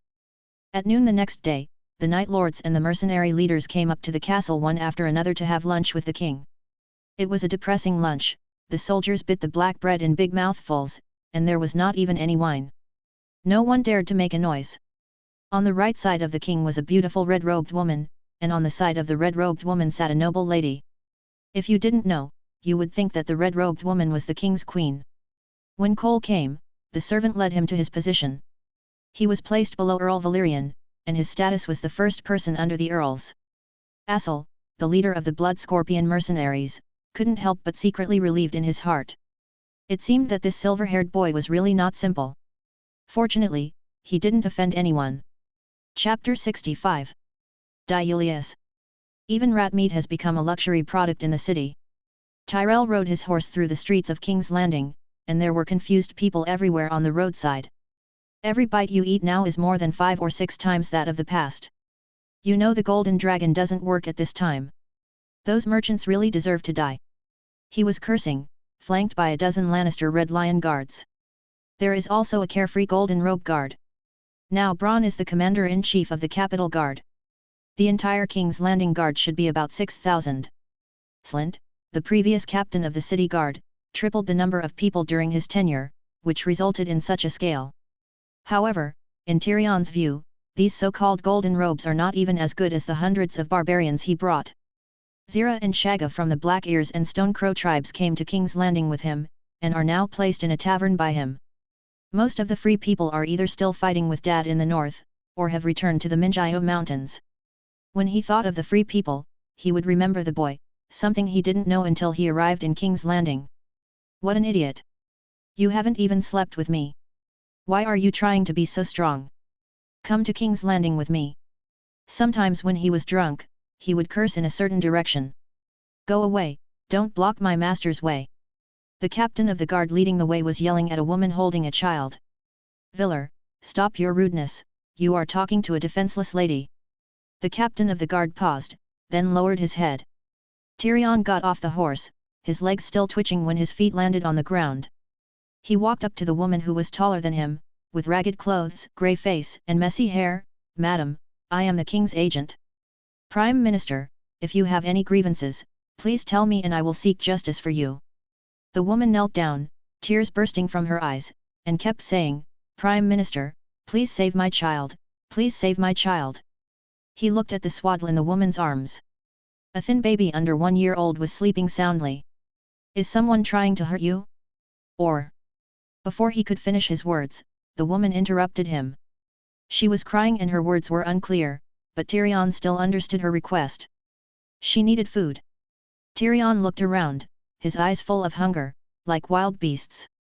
He knew that as long as he gave a golden dragon or a mouthful of bread, those people would flock to him.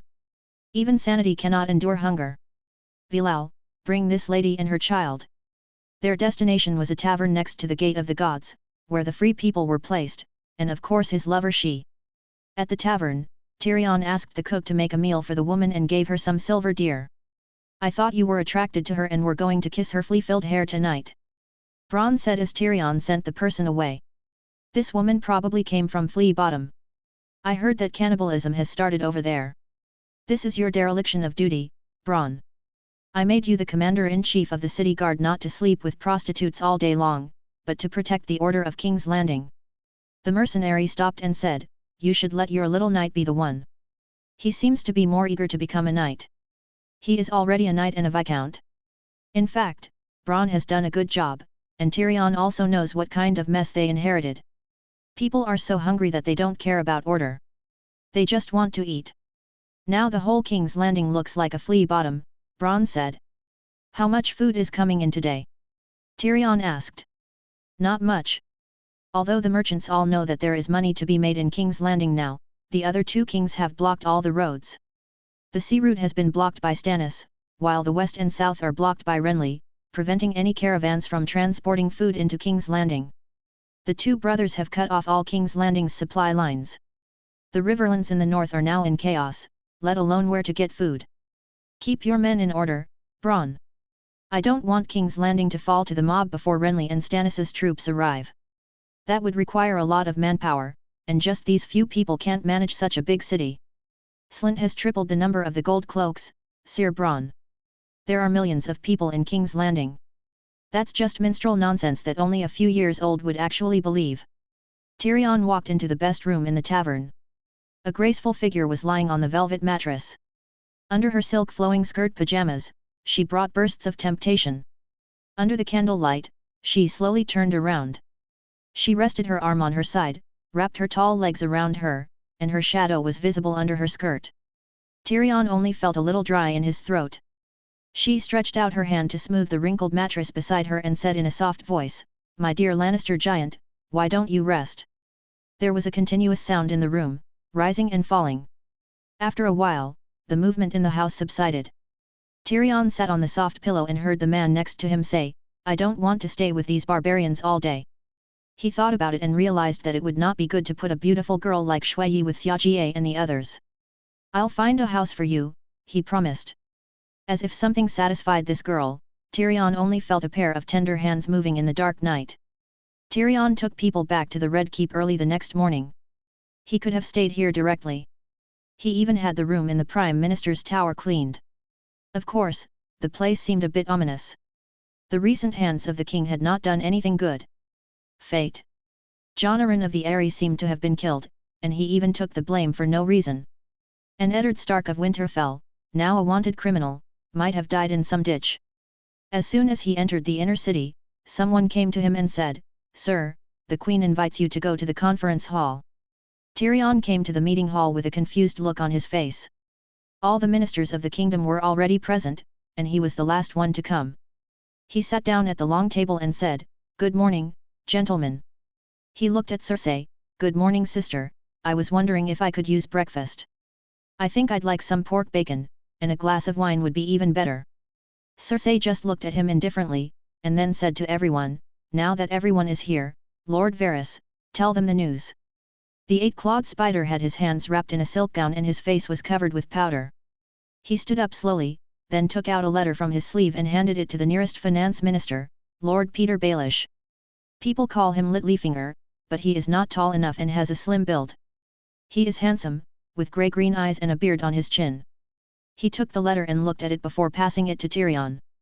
The little devil, who was still a little undisciplined at first, opened the letter and took a quick look, then sat upright with a look of shock on his face. Now that Stannis has captured Storm's End, he will direct his army to King's Landing. Cersei seemed to have read the letter a long time ago. She said to everyone. This does not seem to be bad news, Your Highness. Grand Master Pycelle said in a low voice. Yes, originally they thought Renly and Stannis would join forces to attack King's Landing, but now they are fighting on their own, and King's Landing only needs to watch the fire from the other side. Lord Renly, it seems that he has led many people towards Storm's End, Varys said. Tyrion put down the letter. He had just lost his composure. But even now, his heart was still in turmoil, because he saw a name in the letter that he had never thought of. No matter who wins, the finger will be pointed at King's Landing soon, Tyrion analyzed. Lord Tywin must have brought troops to help by then. Grand Maester Pycelle said. The problem in King's Landing now is not Renly and Stannis, but food, my Grand Maester. If you can create enough food for the whole city of King's Landing, then even 10 Stannis and Renly can attack it. No lower than the walls of King's Landing. Renly has an army of 60,000, and all the nobles in the south are under his command. Cersei seemed a little impatient. My lords, I did not call you here to hear how strong Renly and Stannis are, or how many people they have. Sister, do you want us to take people to join their family war? We only have 6,000 golden-robed guards, and we are already exhausted just managing the riots in the city. Lord Lannister, I have to remind you that Stannis's army only has 6,000. Varys said from one side. They can't defeat Renly. It's only a matter of time before Renly takes back Storm's End, and we should try to make this time long enough. Littlefinger suggested. That's not necessarily the case. Tyrion said silently in his heart. He actually knew that this was almost impossible. This group of people had been working together for a long time, but they couldn't come up with any solution. Tyrion was not surprised by this result. His father, Tywin, didn't like these ministers, and Tyrion also hated them from the bottom of his heart. He was even willing to let his subordinates. A group of barbarians is like a royal council, and they don't want to listen to a few foxes chirping and talking nonsense here. After the meeting dispersed, he stopped Varys and didn't even bother with breakfast. Dear sir, you are going to miss your breakfast. Varys stopped walking. He walked lightly and made no sound, just like his nickname 8-clawed spider. The chef in King's Landing is never short of food. I don't think my old sister will let his prime minister go hungry. Tyrion handed over the parchment roll. How much do you know about coal? Varys pretended to be confused and asked, Sir, you should know this knight better than I do. But he is already dead. My father burned him himself. Varys shook his head. Then you are making things too difficult for me. I have never seen it personally.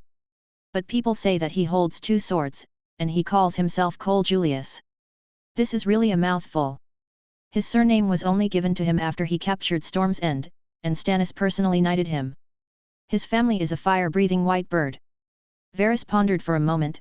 Maybe he and Lord Cole who captured Riverrun are not the same person, but the troubadours seem to be more interested in singing them as one person. Chapter 66. My lord, look at this armor, it's so beautiful. Camillo stroked the bright silver breastplate with a golden thread carving on the chest. This armor fits him perfectly. Cole has grown a lot taller in a year. He estimated that he might be about 1.75 meters tall, which is not considered a giant in the Seven Kingdoms, but he still has at least 5 years to grow taller. If he has enough nutrition, it should be very likely that he will be 1.8 meters tall. The fine steel plate armor is plated with gold and silver on the outside and wolfskin on the inside. It is not heavy to wear on him. He also wrapped a layer of inner leather inside the steel armor. Under the leather is a velvet black brocade shirt. The shoulder and arm joints of the plate armor are connected with a set of arm guards with hanging hooks, and the arc-shaped shoulder armor is covered from the head to protect the joint connection. The thigh root to the knee is connected with chain mail. The iron skirt at the waist protects the chain leg armor like lobster scales, and the calf is a long steel plate boot. Behind him was a black cape with a white bird with wings spread out and blazing flames coming out of its mouth. This set of armor was very cumbersome to wear, and the adjutant Camillo didn't know how to wear it at all, so he was not allowed to do the work of a servant anymore. Originally, he was going to do something else. At least Cole's success would benefit everyone in the family. He is now the commander of the Storm's End. In addition to the more than 200 new recruits under his command, the more than 1,000 original defenders of Storm's End who surrendered were also under his charge.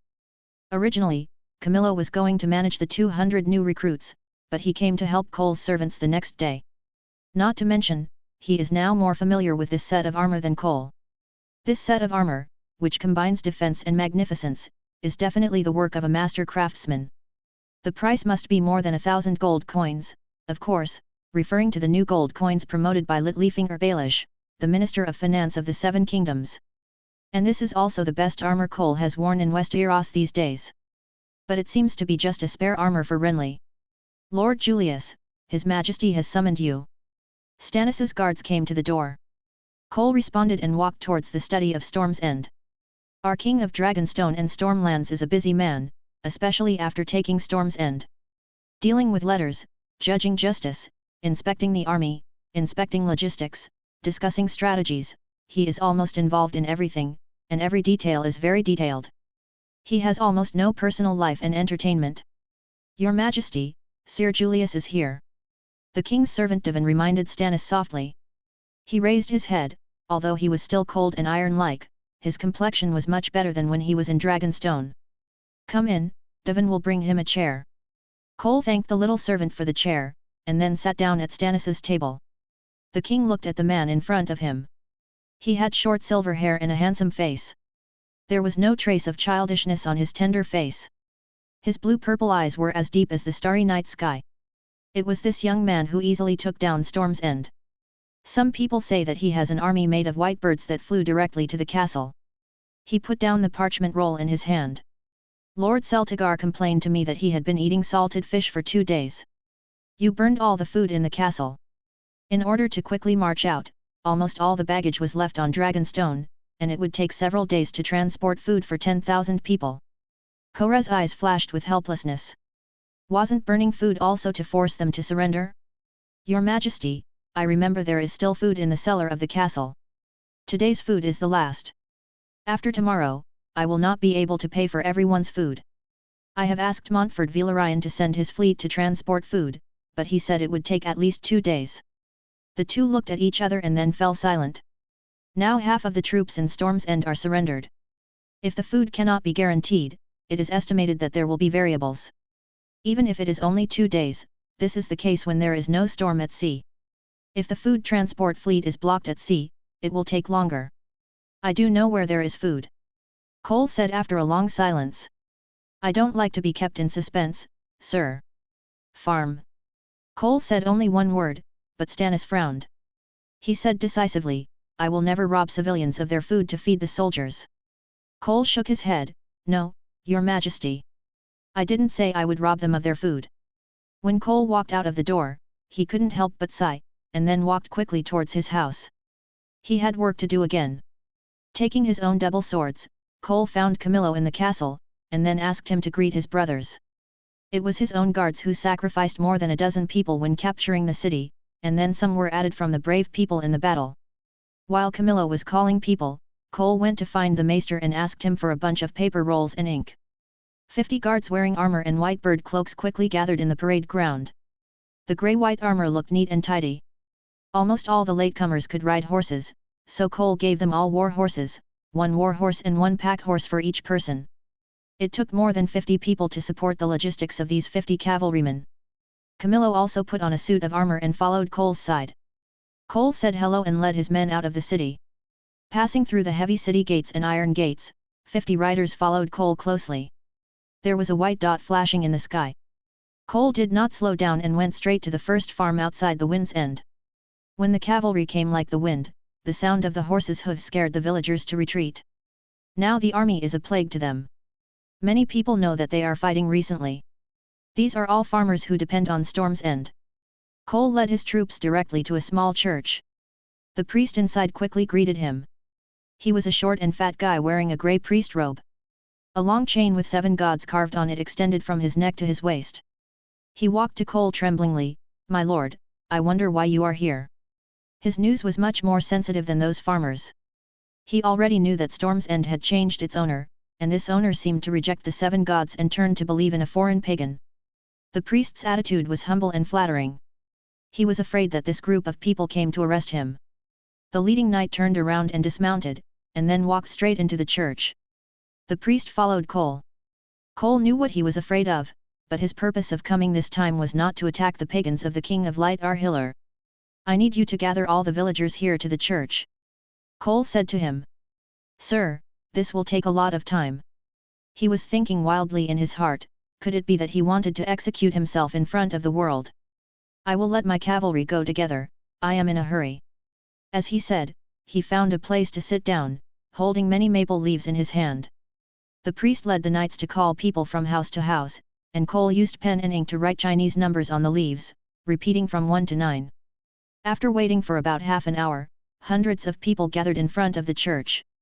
They stood outside the door chattering, with nervous eyes, and the cavalry rode horses to surround them in a circle. Cole walked out with the leaves. He glanced at the crowd, and then shouted loudly, "Quiet, gentlemen and ladies! I am Cole Julius, the commander of the garrison of Storm's End.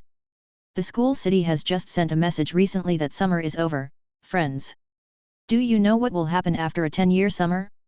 This will be a very harsh winter, so do you have enough food reserves? Have you prepared clothes for the children who are about to come in winter? Have you prepared fodder for the livestock?" After Cole's question, everyone looked at each other. Some of them didn't even know that summer was about to end. "Commander, how long will winter last?" someone asked worriedly. Cole shook his head. "I don't know, no one knows how long the gods will let this winter last, but the maesters of the Drama Academy speculate that this winter is not short." Cole looked at the villagers who fell into silence, and said again, "Maybe you are not prepared enough for the coming winter, but the great King Stannis, as the orthodox heir of the Seven Kingdoms, he will not watch his people starve to death in the winter. And the purpose of my coming this time is to bring his summons." He raised the leaves and paper rolls in his hands. "His Majesty Stannis is the most trustworthy king of the Seven Kingdoms. This is a certificate written by him personally, and this certificate will prove who is loyal to the king. As long as you bring food to Storm's End and prove your loyalty." Hearing this, the villagers did not react. Just hear Cole continue to say, "Once you get the proof, you can get the protection of His Majesty the King in the winter, and get double rewards in 7 days." Hearing this, some people finally got agitated. They were not interested in the so-called honor and loyalty of the nobles, but double rewards were real things. Cole saw that some people were interested. The king will only protect 1,000 people, and he will ensure that these 1,000 people will have enough food and clothing in the winter. "My lord, I am willing to offer food." Someone shouted. "Okay, he is the priest." Cole took his food, and then announced that the first person to donate food would get double the reward on the spot, and then gave him double the coins. The people who were already eager to move suddenly became chaotic. Cole asked them to line up, and then gave the paper roll to the priest, asking him to record the name and number of the submitters. Cole left 10 cavalrymen here to maintain order, and then led the people to the next village quickly. In the evening, food began to be transported to Storm's End one after another, and Stannis had already made preparations here. The first person in each batch will get double the reward directly, which undoubtedly makes the villagers more convinced. In fact, this effect is also the effect of Stannis's reputation. Cole also asked the priest to tell Stannis's stories of rewards and punishments wherever he went. If the priest does not cooperate, then the pagan the thieves dealt with it. Cole did not return to the castle, but continued to move between the farms. It was impossible for the farmers to have no food reserves, and Renly was not the kind of harsh lord. Although these grains could not supply an army of 10,000 at once, seeing the grain transport teams coming to the castle one after another could reassure the soldiers, and also make some wavering people think that Stannis was deeply loved by the people of the Stormlands. The next day, he went to a farm and passed the edict here, and he was ready to return to the castle. Anyway, the news had spread. At least before Renly's army arrived, someone would bring food to Storm's End. Twice may not seem like much, but there is no big risk. Of course, encountering robbers is another matter. So when Cole was ready to return to the castle, he arranged for people to patrol around and act as scouts. "My lord, we caught a sneaky guy, maybe an enemy scout." After finishing his passionate speech, a team of guards reported beside him. This place is a little far from Storm's End, so he also asked the soldiers to pay more attention. Really? I'll go and take a look. There were two figures, one big and one small. Cole frowned slightly. Why was there a child? Chapter 67. Bayaway, I asked you to pay attention to some people who behave strangely, but you also have to think about it with your brain. Will this enemy scout bring a child? Konoboi hurriedly explained, Sir, we were alone just now. We noticed that he was hiding and avoiding gathering here in the square, so we were going to step forward to question him, but he ran away when he saw us. Really? It seemed that Cole had wrongly blamed him. Cole walked in. He was an unshaven man with dirty hair, tattered clothes and a piece of rag tied to his leg. He walked hobblingly, with the boy following behind him. There is no priest or church in this village, but there is a highly respected village elder. He has studied in the school city, so he is literate. Unfortunately, he did not get the title of bachelor in the end. In the school city, bachelors also have their own level certification. If you want to serve as a bachelor in a noble castle, you must be at least above the bachelor's level. Bachelor's apprenticeship, bachelor's degree, doctorate, bachelor's degree. Is this person a farmer in your village? Cole asked the village elder. He is indeed not young, his speech is trembling, and his breath is sometimes strong and sometimes weak, but you must forgive him, he has tried his best. Maybe I'm too old, but I really can't remember that there is such a person in the village. Cole just asked casually, which can be regarded as a step up. After all, his men arrested the person. Let the person go, it seems to be just a misunderstanding. Cole noticed that the man breathed a sigh of relief. He took a closer look, and the more he looked, the more he felt that this man looked familiar. He felt like he had seen him somewhere before. He said casually to them, there are a lot of bandits and robbers around now, and His Majesty Stannis can't spare the energy to deal with them for the time being, so don't run around. He turned to the village elder and said, if you still want to transport food, it's best not to go alone. This time the food collection is not free. We promise you double the return and we will not miss a penny. For the subordinate villages of Storm's End, this is already the third time to collect food. The first time was when the Stormlands responded to Renly, and the second time was when Stannis captured Storm's End, but it had no effect. Very little. Because the food had long been collected into Storm's End by the acting city lord Cortana Penrose, and then burned completely by him. If you want to get the effect for the third time, the general method has to be forced. If it were Tywin Naser, he would do it even if he didn't say it. This method is fast and labor-saving. As for using Stannis's name to borrow grain, and the farmers would choose to believe it, then we have to talk about the credibility of the nobles. These are a group of guys who attach great importance to reputation, how could they go back on their word? What's more, this is Stannis. Sir, may I ask, are you from Stannis? The lame man, who lowered his head, suddenly asked. I am Cole Julius, currently serving His Majesty Stannis Baratheon. Sir, it is not polite to address His Majesty by his first name. Please be careful. I need to see your Majesty, son, the man continued. I am Eddard Stark from Winterfell. Cole was stunned for a moment when he heard him say his name. Eddard Stark? Cole counted the time silently in his mind. He should have been chopped down by Emperor Xiao by now. How could he appear in Stormland? Cole is not an eight-clawed spider. He knows very little about the information from other parts of the Seven Kingdoms. He has no idea how the North is fighting now. All his speculations were based on his knowledge of the future. Like Storm's End, he knew that only Sir Cortana Penrose, the acting city lord, would stand strong against Erlu. So as long as Cortana Penrose is killed and the castle is cornered, they will surrender easily. Ed Stark? Duke of the North? Hand of the King? Cole asked 3 times in succession. Ed nodded, thinking that the person in front of him knew about him.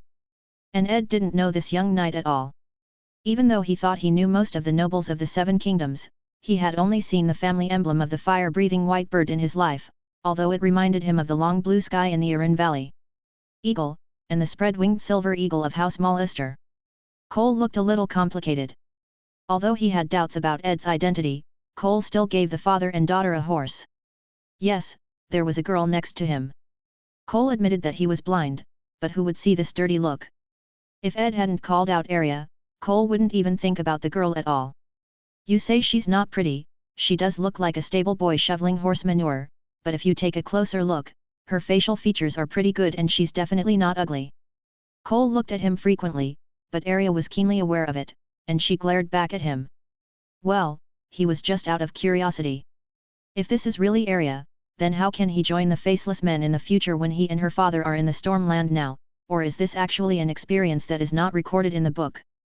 It was already dark when we rode back to the castle, and the city gate was still wide open. Occasionally, convoys transporting grain could be seen entering. The soldier standing guard outside the gate saw the fire-breathing white bird flag and shouted at people to get out of the way. This was his immediate superior. After Cole entered the city, he led Ed Stark to meet Erlu. As expected, lights were still shining in the study room of the castle. Cole knocked on the door. Attendant Devon opened the door. When he saw it was Cole, he greeted, "Sir Julius. Dai Feng, I want to see His Majesty." "Come in, I'm not asleep yet." Stannis's voice came from inside. Cole walked into the door frame and saw him standing in front of the windowsill. Without even turning his head, he said, "The scouts ahead reported that Renly has led his army into the King's Forest. His army was originally stationed at Bitter Bridge, not far from here. Did the scouts see how many people they are?" Cole walked in, followed by Stark. "About 20,000. He also sent a letter to invite me to meet him in Bronzegate. Ralph Buckler is following Renly now, and that is his territory now." Stannis turned around and was surprised to find someone following Cole. "Ralph Buckler is the Earl of Bronzegate. This castle is built on the bank of the Wend River, outside the King's Forest, blocking the path connecting Storm's End to the Rose Avenue. It can be regarded as a strategic fortress. Unless Renly wants to launch a surprise attack from the mountains of Summerhall, he will definitely lead his army from the direction of Bronzegate. If there is enough time, Cole even suggested that Stannis take Bronzegate. Well, Lord Eddard has been standing for a long time." Stannis asked in confusion, "Is this your new squire? If you don't have enough manpower, I can ask Duran Bar Iman to help you." Thinking of the fat little Earl of the Pointed City, Cole still shook his head, although he had spoken to him several times at the dinner table. "This is Lord Eddard Stark of Winterfell, Your Majesty." Cole was quite helpless that he mistook the Duke of the North for a squire. In fact, when he first met him, he didn't think of him as a dignified guardian of the North. Stannis looked at the person behind Cole carefully in the light of the candle. "Eddard Stark? I heard that you are dead." He finally saw the person clearly in the weak light. It had been 10 years since they last met, when they were both fighting for Robert. "It's good news to see you alive, but how did you become like this?" Stannis sat down at the table. Cole went to get a chair and gave it to Eddard, while he stood on the side of the king like a servant. Eddard sighed, "This is a long story." Davin took the wine jug and poured wine for them. "Storm's End does have some good wine." Eddard thanked him. He didn't know how long he hadn't drunk wine. The last time he drank was when Varys brought it to him in the dungeon. "I sent you a letter, hoping that you could bring someone to King's Landing to inherit the throne, but Cersei didn't even let the letter leave the city. While in King's Landing, I have been investigating the cause of Jonaran's death." "What did you find out?" Stannis asked. "Joffrey is not Robert's blood." Eddard said affirmatively. "I will not admit that an incestuous bastard sits on the Iron Throne. You are the legitimate heir to the Iron Throne, my lord. I know, before you came to King's Landing, I already knew that Joffrey was the result of Lannister incest. I asked the Maester to tell the Lords of the Seven Kingdoms through ravens, but now there are few responses. I even sent my most trusted men to lobby the Lords in person, but no army has come. They are even willing to honor Renly as king." Eddard was a little stunned. He thought of what Renly had said to him in King's Landing. Although Renly did not say that he wanted to seize the Iron Throne at that time, he said that he could gather 100 soldiers and wanted to take Joffrey from Cersei. Now it seems that he is asking for a lot. "His inheritance should be after you," Eddard said. "But the nobles in the south don't seem to think so." Stannis said angrily, "Do you know how I sit here? To capture Storm's End, I sacrificed 1,000 people. 10 knights even died. Now Renly is leading his men to the King's Forest. The North will be with you, my lord. As long as you send someone to send me to White Harbor, I will lead the army south," Eddard assured him. Speaking of the Northern Army, Cole couldn't help but touch his nose. "Your son is leading the army in battle, and Tywin Lannister is trapped in the Riverlands by him and can't get out. Stannis told him the news he knew. This is the first time Eddard has heard news about his son in a while. Robb is only 15 years old, how can he convince others? He must return to the north and take over this stall. He did a good job, and Tywin seemed to have suffered a lot under him. Stannis rarely praised people, but he always said what he had to say. Hearing someone praising Robb, Eddard couldn't help but feel relieved. But he still felt that Robb must be inexperienced, and he still had too many things to teach him. Chapter 68. Once the conversation between the two Westeros bigwigs was over and the money was gone, he should leave Eddard Stark in the study and go back to sleep. White Dragon has already set off from Dragonstone. He plans to take a look at where Renly's army is, but it shouldn't take a few days to get to Storm's End from the Rose Road. If he rides alone, he can get there in a day. As for Bylong, it only took him 2 hours to fly from Dragonstone Island to the Royal Forest.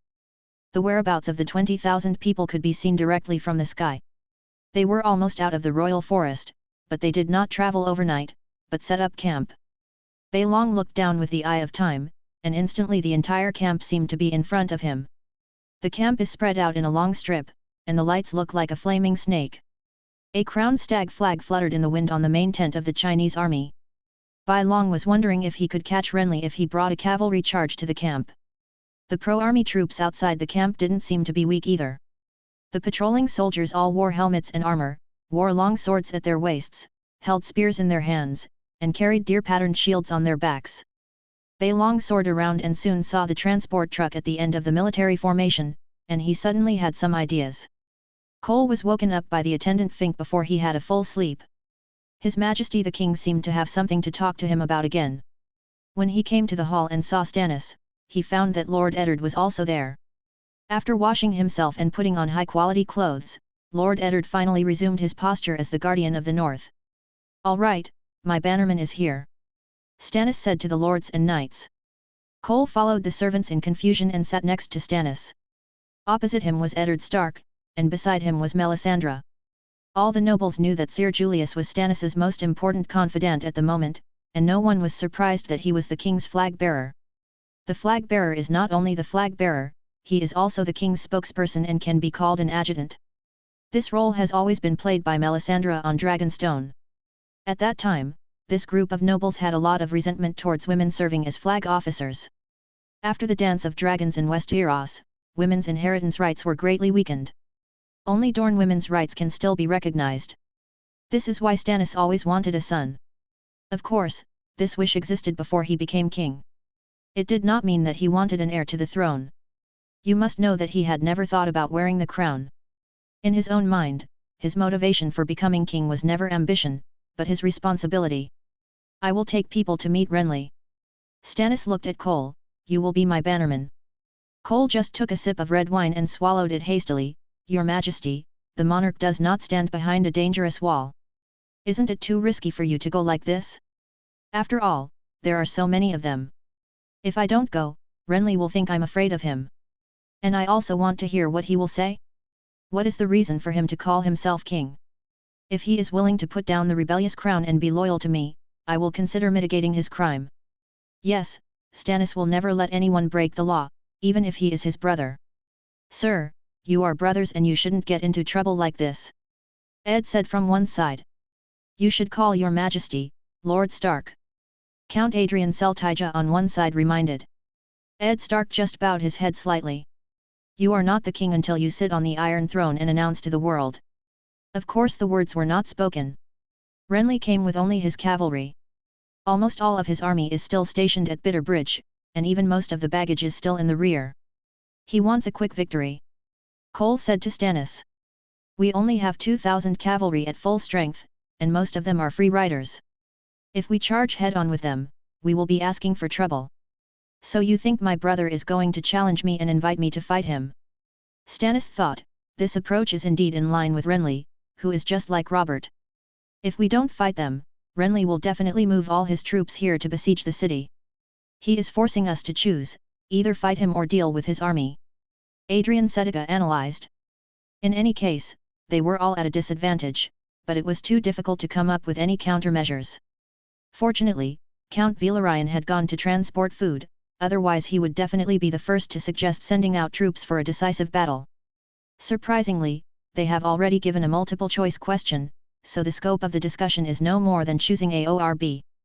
Most people choose to defend. They occupy a strong castle, so why go out and take risks? At this time our old count began to sing the opposite tune again. Lord Adrian Celtigar said in his old voice, "If we don't send troops, then the Seven Kingdoms will inevitably say that we are afraid of Renly." Sir Axel Florent spoke up and said, "A true king should not fear a false king." Sir Axel Florent has been the acting castellan of Dragonstone while Stannis was assisting his brother Robert. He is Stannis's brother-in-law, cousin, and a member of the small council of Dragonstone. He is a member of the rear party, but he has few suggestions. He is a loyal believer in Arhillar, the Lord of Light, and usually only responds to Melisandre in meetings. All eyes turned to Stannis, who was the only one who did the stud. He only heard him say, "We will discuss it after I return from meeting with Renly." With that said, this meeting is over. Everyone ate and drank in silence, then slowly dispersed. Cole walked out of the hall, and someone was chasing him. He called to Cole. Turning around, he saw Eddard Stark, the former Prime Minister, who thanked Cole first. After all, it was he who brought Eddard to see Stannis, which ended Eddard's days of fleeing. "Lord Stark, do you want to let the Maester take a look at your leg?" Cole asked, looking at his limping leg. Eddard was also angry about his unsatisfactory body. If it weren't for this leg, he should have returned to the north long ago. "Sir Cole, you must persuade Lord Stannis. Now is not the time for him and Renly to have a conflict. They should join forces to capture King's Landing first, and then decide who will take the throne." Helplessness flashed in Cole's eyes. "Lord, do you know Stannis? Do you know Renly?" Ed was a little confused and didn't understand why Cole asked this, but he still shook his head. Among the three brothers, he only knew Robert. Cole stopped. "I don't know either. I have only been with His Majesty Stannis for about 2 months. As for Renly, I have never even seen him. Everything about him comes from rumors. I also know that His Majesty Stannis and his brother Renly should not fight now, but they both want to be king. There is only one Iron Throne and there can only be one king. Now one has the title and the other has the army. Who do you think should be given the throne?"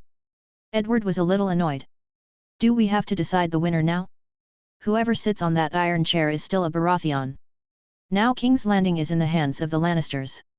Are they willing to let Joffrey sit on the Iron Throne and then fight to the death and wait for Tywin to station his army in King's Landing? Lord Stark, this is useless to you and me. Why don't you go and tell His Majesty?" How could he not have said it? He had gone to Stannis early in the morning and explained the stakes to him, but who knew what he would say? "Lord Stark, although I need your army to help me seize the Iron Throne, I will not forget that you took away the position of Prime Minister, which was originally mine." This is Stannis's answer. He never wanted that broken badge. He just wanted to stay in his own Winterfell. If Robert hadn't come all the way to invite him, he wouldn't have come south to King's Landing. Now his daughter is still in the hands of those lions. He just wants to take Sansa back. As for who sits on the iron chair and who wears the badge symbolizing the hand of the king, he doesn't care. If Cole knew about their conversation, he wouldn't be surprised. Stannis has such a bad temper. If the Hound Sandor Clegane is still a little cold on the outside but warm on the inside, then Stannis is completely consistent in his heart and appearance. He will reward those who have made contributions, and he will punish those who have made mistakes. Don't think he will forget. Cole's merits are definitely enough to be awarded a title and land, but it depends on whether they can win the battle in the end.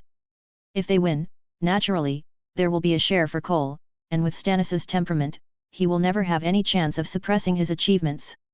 If there is no castle, it is estimated that a piece of fiefdom will be allocated for him to build a fortress and establish a family. However, nouveau riche like this are generally not well received by the nobles. The Frey family of Luanhi city has been around for 6 centuries, but they are still considered nouveau riche by the nobles. The fiefdom and castle of Westeros cannot be divided as you want, but Robert ascended the Iron Throne because his grandmother was a Targaryen, and he himself had the blood of the dragon family, so he could legitimately rule the 7 kingdoms and take over the King's Landing area. For a person like Stannis who is so stubborn, as long as there is an heir to the castle, he probably won't give the castle to anyone, so if he wins this war, Stannis will be very happy. Stannis should give Cole a piece of land from his own territory to let him build his own castle. Of course, if he is willing to give Dragonstone to Cole, it is another matter, after all, this is also his fiefdom. In Westeros, the title of nobility is equal to the fiefdom. If Stannis takes the Iron Throne, it does not mean that all the land in the country belongs to him. His territory is only the crown and the storm lands. Other nobles are not subordinate to him, but submit to him, which is equivalent to recognizing him as the boss, but still live their own lives. The title of nobility represents the land owned by a person. The Duke of Winterfell means that he owns the fiefdom and ruling power in the area of Winterfell.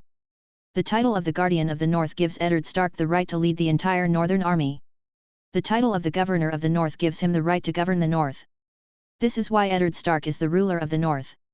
At first, King Robert would argue with Robert about the title of Robert Arryn, the young king of the Eyrie.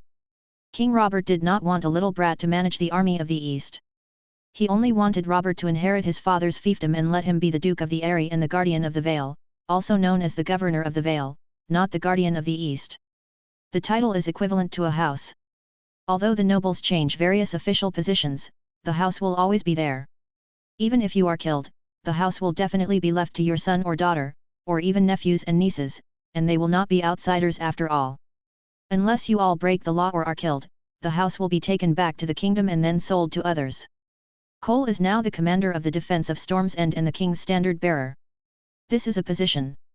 There is no fiefdom for the time being, so he is only an honorary knight, not a fiefdom knight. Chapter 69. The two figures walked away from each other, and Cole decided to help the Duke of Winterfell. "Sir, where are you from?" Stark looked at him for a long time but couldn't tell whether Cole was an ancestor, or a Royner, or the Andals. This silver hair reminded him of Rhaegar. The man Robert had hated his whole life, even though he had killed Rhaegar with his own hands on the banks of the Trident, a place that was later called the Ruby Ford. Now Robert was dead too, leaving him a mess, and he had made a mess. Varys asked Arya to take him out of the secret prison. The father and daughter encountered a storm not far after setting sail on the sea. However, the gods still favored them. The storm pushed them back to the coast, but they were still in the king's territory. Category wandering. I was raised by the Night's Watch. Cole recalled the Great Wall, wondering what had become of the Maester, and the boy Vagina. Your son Jon Snow and I have a good relationship. We had a pleasant experience on the Great Wall, but I never swore to join the Night's Watch. I happened to want to visit the south, so I said goodbye to them and went to the South is Coming. Speaking of snow, Ed felt guilty in his heart. Yes, that child had never even seen the scenery in the south, so he cruelly asked him to go to the Great Wall to be with the ice and snow. John, is he okay? Cole thought of the stubborn boy and couldn't help laughing. John, he didn't accept the Night's Watch at first. He felt that he was cheated. The Great Wall is not a place of honor at all, and the Night's Watch are not all his uncles. Men of heroic honor, such as Bunyan, were but a bunch of thieves, rapists, horse thieves, and thieves. And he seemed to have provoked Sir Alliser Thorne, the leader of the Night's Watch, and was assigned to patrol the Great Wall every day. I went with him several times. The wind and snow on the Great Wall when patrolling at night were as sharp as a knife. Having said this, Cole saw the guilt in Ed's melancholy eyes deepen. But I've never seen him cry. I've seen people older than him cry on the wall, but John didn't. He has always behaved well, and he is the most powerful among the recruits. Those children who are older than him are no match for him, but he never strikes lightly or harshly. They walked from the hall corridor to the front yard. Cole continued, now he is the steward of Mr. Bear. Oh, sorry, Mr. Bear is our name for Lord Commander Mormont. The Lord Commander is preparing to take Joan and was trained as a successor. Of course, this was after Cole left. But he knew, oh. Ahem, that bad boy Patchface has led him astray. Suddenly Ed's steps became chaotic. He seemed to have lost his fulcrum and fell to one side with Cole, but fortunately, Cole held his arm firmly. Ed hissed in pain, and Cole saw that his face was pale and dripping with sweat, and he was ready to put him down first. Father! Suddenly a voice rang. Arya, dressed in clean clothes, rushed over. What did you do to my father? Like a snarling little wolf, she pushed Cole with her hand, but she staggered back 2 steps instead. She angrily pulled out the thin sword sewing needle from her waist. Ed Stark gritted his teeth in pain, but he still squeezed out a voice. Arya, what are you doing? Put away your sword quickly. Little sister, I don't mean any harm. Cole explained to her. Before you stab me with that embroidery needle, I think it would be best if your father went to see the maester. It's not an embroidery needle, it's a sewing needle, she said loudly. Cole just smiled and then slowly put Ed down. Sewing needle is an interesting name. I once had a sword. I called it Winter Night. How do you think it's domineering? As if she could see that Cole really meant no harm, Arya just curled her lips and said, it sounds terrible, not as good as Rob's Grey Wind. Hey, little sister. Do you know that Grey Wind is the name of the wolf? My name is not little sister, my name is Arya, Arya Stark. Okay, Arya. Then please come and help your father. Cole turned to Ed, Lord Stark, if you can't walk, let me carry you. Please don't mind. You can think of me as John, if it makes you feel better. Ed Stark was sweating profusely, but he still said bravely, I can go. Let me find a load. Cole put him down and walked into the castle. Arya helped her father straighten his legs so that he could feel better. This was not the first time this happened. Compared to the first time when she was helpless and worried and shed tears, Arya already knew how to take good care of him. When his legs were straightened, Ed's expression became a little better. Father, I just heard him say John? Is it our John? Jon Snow, he is my number one brother on the Great Wall. Cole came out of the castle with a few people. Impossible. She instantly looked like a lion with explosive fur. After carrying Ed Stark on the load, he sent it to Bachelor Pylus. This bachelor was obviously not very old, but he was as serious as a 60-year-old man. Sir Julius, Lord Stark. He greeted politely. Maester, I must trouble you to help me look at the injury on my leg. Ed said to him. I am very happy to serve you, your majesty Duke, but I have to cut these bindings first. Lord Stark, please take good care of your injuries. I will retreat first. Cole resigned to him. Ed's leg injury is not optimistic. It was crushed and broken in the first place, and it has not received good treatment. Now the situation is even worse. Paulus speculates that the bone has been displaced and grown in a twisted direction. Pylus immobilized him with a plaster and gave him poppy milk to drink. Let him have a good rest and remind him not to get out of bed. Cole went to the city wall for a tour. When he came down, he happened to see Count Valerian. Cole wanted to say hello, but the Count just glanced at him and left silently. Cole choked back his greeting. He seems to have some understanding of Davos's situation. It seems that these noble-born guys are very repulsive to them. Davos is already a fiefdom knight. Although it is only a small fortress and fiefdom in Cape Wrath, he is already grateful enough. He is the most loyal knight to Stannis and believes that everything he gets is a favor from Stannis. The Onion Knight had never thought of joining the aristocratic circle of his generation. He left his hope to his son and grandson. As he thought about it, Cole realized how confused he was.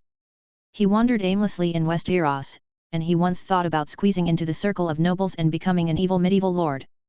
And when he was in the Riverlands, he was almost within reach.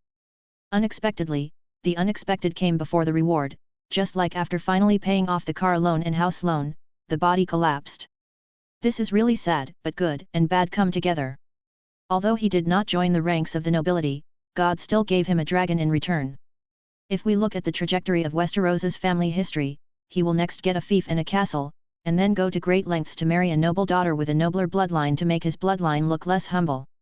When he has a son, he will send his son to serve as a servant to the noblemen, and if he has a daughter, he will send him to climb the lap of the nobles. Some may even feel shamed for marrying his daughter. The aristocratic circle in Westeros is a network linked by blood. If you want a castle or expand your territory, you should marry and then slowly assimilate, instead of robbing. Of course, the Ironborn are excluded, but even for the Ironborn, the ancient path they pursue is not to attack cities and land, but to steal money and women, and collect tolls as pirates. Even the dragon-riding Aegon the Conqueror unified the Six Kingdoms, but he still had to follow the rules of Westeros if he wanted to maintain governance. Even in the end, Dorne surrendered to Targaryen and had to rely on the marriage strategy to complete it. Cole shook his head. The troubled times are still here to stay, and what he has gained now may all come to naught in the future. Dragon, only dragon is his greatest capital. Even if he can't survive in Westeros, he can still ride a dragon to the other side of the narrow sea. As long as there are dragons, he won't survive too badly no matter where he is. But can Stannis win this battle? He knew that Renly would be stabbed to death by the red-robed witch Melisandre not long after, and then Stannis would gather an army of wallflowers and rush to King's Landing with great force. In the end, the dwarf burned the torch, pitifully scorching the earth. Of course, King's Landing would eventually win the battle at the Blackwater River. Although Tyrion had merit, what really tipped the scales was the arrival of Tywin with his army, and Highgarden also succumbed to the Lannister camp. The trajectory ahead is now like a fog, and Cole no longer dares to speak nonsense. No one knows where history will ultimately go. It turns out that Stannis was isolated and helpless because of his own evil reasons. It was strange that he was undefeated. Cole was wondering why these guys with high military talent had such brains. The Rose family had no choice but to turn to the Lion camp. Stannis would never forgive them again like Robert did. Thinking about it this way, Robert was actually an extremely smart man. At least he is not as naive as Renly, who treats war as a child's play, nor is he as stubborn as Stannis, who believes that the world is black and white. Cole returned to his tower, where Camillo was wiping the armor, a look of fervor in his eyes. You don't have to wipe it every day. Sir, if the armor is not maintained, it will rust easily. Camillo explained. It's so beautiful. Camillo gently touched the lines on the breastplate. It's both beautiful and strong. This is definitely the work of a master. Would you like to lend me something to wear? Cole said. A flash of emotion flashed across Camillo's face, but it soon turned into fear. No, no, Lord Cole. Only you are worthy of such good armor. You seem to like armor. Cole hung the sword on the wall. Well, it seemed like he scared the kid with the sword. Chapter 70. The negotiation location was chosen on the outskirts of Bronze Gate City. The place was green and grassy, and you couldn't feel the breath of winter at all. Considering that it was still autumn, I didn't know how long the gods would give the people of Westeros to prepare supplies for the winter. The 2 seasons of spring and autumn are always in a hurry, mixed with the 2 long seasons of summer and winter, just like the opening and ending of a TV series, one announcing the beginning and the other ending. Cole was holding a spear with a flag hanging on it. It was a tender yellow flag with a bright red pattern like the sun hanging in the sky. In the center was the crowned stag of the Baratheon family. The stag was surrounded by red hearts. The periphery of the red heart is wrapped with gold wire to form a flame. The color of the gold wire is darker than the flag surface. He looked majestic in heavy armor, holding 2 long swords at his waist, but the swords looked plain and simple. Cole followed Stannis. The king wore a red gold crown, a simple leather vest, a pair of well-worn shoes, and rough brown breeches. His sword was better than Cole's, at least it had a ruby on the hilt. At this time, the full sun was hanging in the sky, but it didn't feel hot. Shadows were scattered on the grass, and birds were flying randomly because of the sound of horse hooves. A gust of wind blew, causing the shadows of the trees to rustle, and the flags to dance accordingly. Encased in armor, Cole looked tall and strong, like a silver Iron Man. With the helmet covered, he could only barely see forward through the mask, but fortunately he still had a pair of eyes in the sky. It seemed that someone had arrived before them, not Renly, but a dire wolf banner. They were looking at the people under the wolf banner, and they were being looked at. There was a beautiful woman and a dusty knight. Stannis obviously recognized them and said hello coldly, Lady Stark. Lord Stannis. The red-haired Catelyn responded. Stannis came up with only 2 people, a knight and a woman with the same red hair. A large group of cavalry surrounded the outside. I didn't expect to see you here. Your husband would be happy if he knew you were here. This statement obviously surprised her.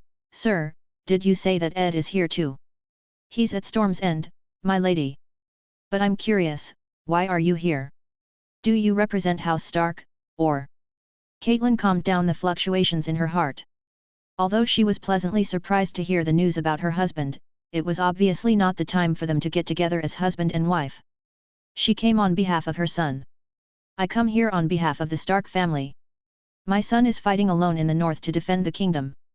But you ignore the Lannister army, and you don't care that Cersei and her son occupy the Iron Throne and watch the kingdom helplessly. Bleeding. Sir, Dragonstone Island is obviously very close to you, but why are you here? I need troops, Lady Stark. I only want what is within my rights. The law says that Renly and the lords of the south should be loyal to me. I am only here to get what is mine. Your own things, is this the reason why you rob Storm's End? Brother. A brisk voice came from one side. It was a handsome young man. He was wearing a green velvet jacket, a squirrel skin satin cloak, and was decorated with gold. A crown of roses and an emerald necklace on the chest. At his waist is a sword studded with precious stones. Riding on a beautiful horse. His long black hair was combed straight and he had blue eyes. Renly's flag bearer is a woman, wearing the same heavy armor. On the 12-foot spear is a golden crowned stag banner, with a black stag leaping above the golden banner. Lord Renly, Stannis answered him. It's King Renly, brother. Look at that thing on your head. Your hair is almost gone. Why are you wearing it? And is this thing your banner? He pointed at Cole riding. The flag on the gun and the armor suddenly caught his attention for a moment. This armor looks so familiar, brother. If you really don't have money to buy armor, just tell me. Why do you need to give the armor I use for practice to others? This is a trophy, Your Majesty the Duke. Cole responded to him. Renly shook his finger. That doesn't count, unless you can beat me in the lance competition. But which company are you under the banner of? My own, Stannis said. Your Majesty's badge is the flaming red heart of the Lord of Light, the red-robed woman continued. It's easy to distinguish on the battlefield, isn't it? Renly looked at the flag curiously. It's better not to fight the war. The three of us should work together to discuss how to deal with the common enemy. Caitlin interrupted. Stannis studied Catelyn's face. Your husband said so too, but the heir to the Iron Throne should be me. To deny this is to be my enemy. He turned to Renly expressionlessly, and he shrugged. The whole nation denies you, brother. The old man denies it before he dies, the baby denies it kicking its mother in the belly, Dorne denies it, Highgarden denies it and the Stormlands deny it. No one wants you to be king, it's a shame. Stannis suppressed his anger, veins pulsing on his forehead. I swore that as long as you still wear the crown of rebellion, I will never have anything to do with you. I should have kept my oath long ago. How ridiculous all this is, my lords. Now that the Lannister army is stationed at Harrenhal and Riverrun, and new armies are being gathered at Lannister Port and Casterly Rock, do you still want to fight to the death here? The Seven Kingdoms' children, women and men are crying because their king is so busy killing his brothers that he forgets his duty. Catelyn's voice rang in everyone's ears. I will win all wars, madam. You don't have to worry. Renly said confidently. He had an army of 60,000. After taking care of Stannis, he would go to take care of Tywin. If you have any suggestions, please put them forward immediately. Stannis said to him, or I will leave immediately. Very good. Renly said every word with emphasis. I suggest you dismount immediately. Then kneel down on one knee and swear allegiance. Stannis's face grew even more angry. You'll never get it. You can serve Robert, why can't I? Robert is my eldest brother, and you are my younger brother. Yes, I am younger than you, braver and more iconic. Look at your brother, what you look like now. Thief, usurper. Stannis cursed. Renly did not back down. You are the thief, Stannis. Storm's End is my castle and my fiefdom, but look what you did. He is mine as a right, and as a rebel I have the right to take back your territory. Really? See who the rebel is. Do you see those flags? The Seven Kingdoms support me just like they supported Robert. The Targaryens also call him the usurper, but Robert doesn't mind, and so do I don't mind. I'll bring it back to Storm's End myself, just like the suit of armor your knight is wearing, and I'll have him stripped off. That's enough of you. If you were my son, I should bang your heads together and lock you in a room until you know who your brother is. Lady Catelyn said to them. Stannis frowned. Your assumption goes too far, Lady Stark. I am the legitimate king and have the right to execute all rebels. If the Stark family wants to side with him, I will give it to you personally. Bring about the end. Catelyn was furious when she heard Stannis' threats, but she suppressed her anger silently thinking that her husband might still be in their hands. After all, you just think you are more reasonable, Stannis. But I have more troops. Renly reached under his cloak. Stannis turned to look at Cole, then the Silver Knight nodded and reached for his sword. Don't be nervous, brother. Do you want a peach? Renly took out a peach. It's from Highgarden. I guarantee you have never eaten anything so delicious. He took a bite, and the juice flowed down his mouth, and everyone was stunned by him. I'm not here to eat fruit. Stannis was furious at him. This kid didn't take him seriously at all. Look at his arrogance. A person really shouldn't refuse a peach. Who knows if he will have a chance in the future. Life is short, Stannis. What does the Stark family say? By the way, it's winter is coming. To be honest, I don't like you at all, Stannis. You always put on that stinky face. Only you can bear to sleep with an ugly woman. Fortunately, my queen is beautiful enough. Do you know what the people of the Seven Kingdoms say about you? They say that your daughter was the result of an affair between your wife and that idiot jester. Stannis drew his sword boldly, and a flame surged from the sword. I will never allow anyone to insult me face to face, do you hear me clearly? Renly sighed slightly and said to the female knight beside him, what should I do with my brother? Brienne, he pointed at me with a flaming sword, but this sword is quite beautiful. The female knight answered him, I will not let anyone harm you in the slightest, your majesty. I am not a harsh and ungrateful person, and I do not want to tarnish the blade of the Lightbringer with the blood of my brothers. Lower your traitorous flag, and then swear allegiance. I agree that you will retain the title of Duke of Storm's End, and there is a place for you in the council. If you insist on being stubborn and don't regret it, then go ahead. 10 years ago I could defend Storm's End for Robert, and I can still do it now. I will personally defeat your army. Renly laughed loudly, are you afraid? Brother! Bring your army to fight me, just like Robert defeated Rhaegar, don't you dare. I will not be as stupid as you, Renly. If you can, bring those rebels to Storm's End. We will see. Stannis put his sword back into its sheath. I hope your new god brings you good luck, brother. Stannis mounted his horse and turned around, Cole following him, and then Lady Catelyn came closer. Renly asked doubtfully, Mrs. Stark, are you going in the wrong direction? Catelyn shook her head, I must go see my husband? Lord Renly. Really? Good luck to you, madam. But you'd better give Lord Stark some advice. He must make the right choice and stop being like King's Landing. By the way, you don't think that the Northern Army can help you again, do you? Chapter 71. He will pay for his arrogance. On the way back to Storm's End, Stannis said angrily. Cole unfastened the buckle on his armor, took the staghorn helmet to his waist, and took a deep breath of fresh air. With bursts of grass fragrance. Your Majesty, you don't have to be angry about this. An arrogant and underestimating opponent is much easier to deal with than a cautious and subtle enemy. You are Cole. Catelyn, who was suddenly following behind, exclaimed.